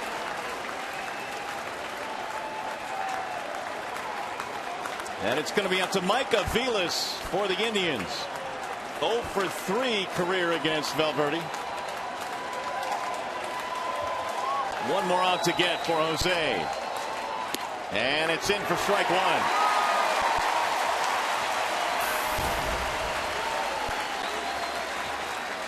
Vilas is 0 for 3.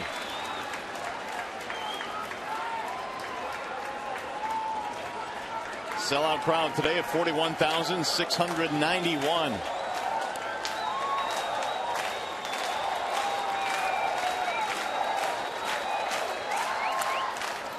Popped up foul, back out of play. Make it 0-2 on Micah Vilas.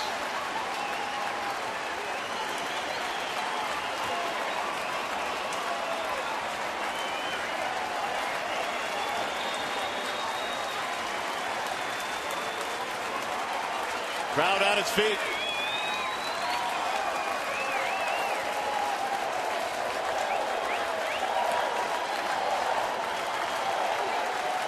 Now Valverde's 0-2 off the plate. 1-2. Pretty close pitch. I could say so. Yikes. Just a tad off the plate.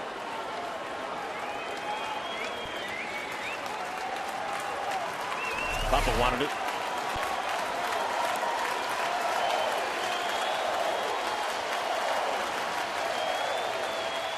Checked it. He went. Strike three. Valverde strikes on Rayburn and Aviles, and the Indians leave. The time runs on. Well, Papa got it done today. Records the save. And the Tigers have won the first 2 games in this series against the Tribe.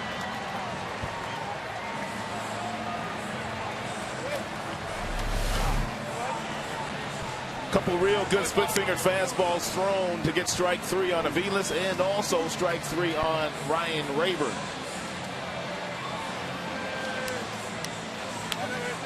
Papa Grande celebrates. The fans have fired up as well. Sellout crowd watching it here this afternoon as the Tigers beat the Cleveland Indians in consecutive days. Final score in this one, 6-4 Detroit. We'll have more from Comerica Park.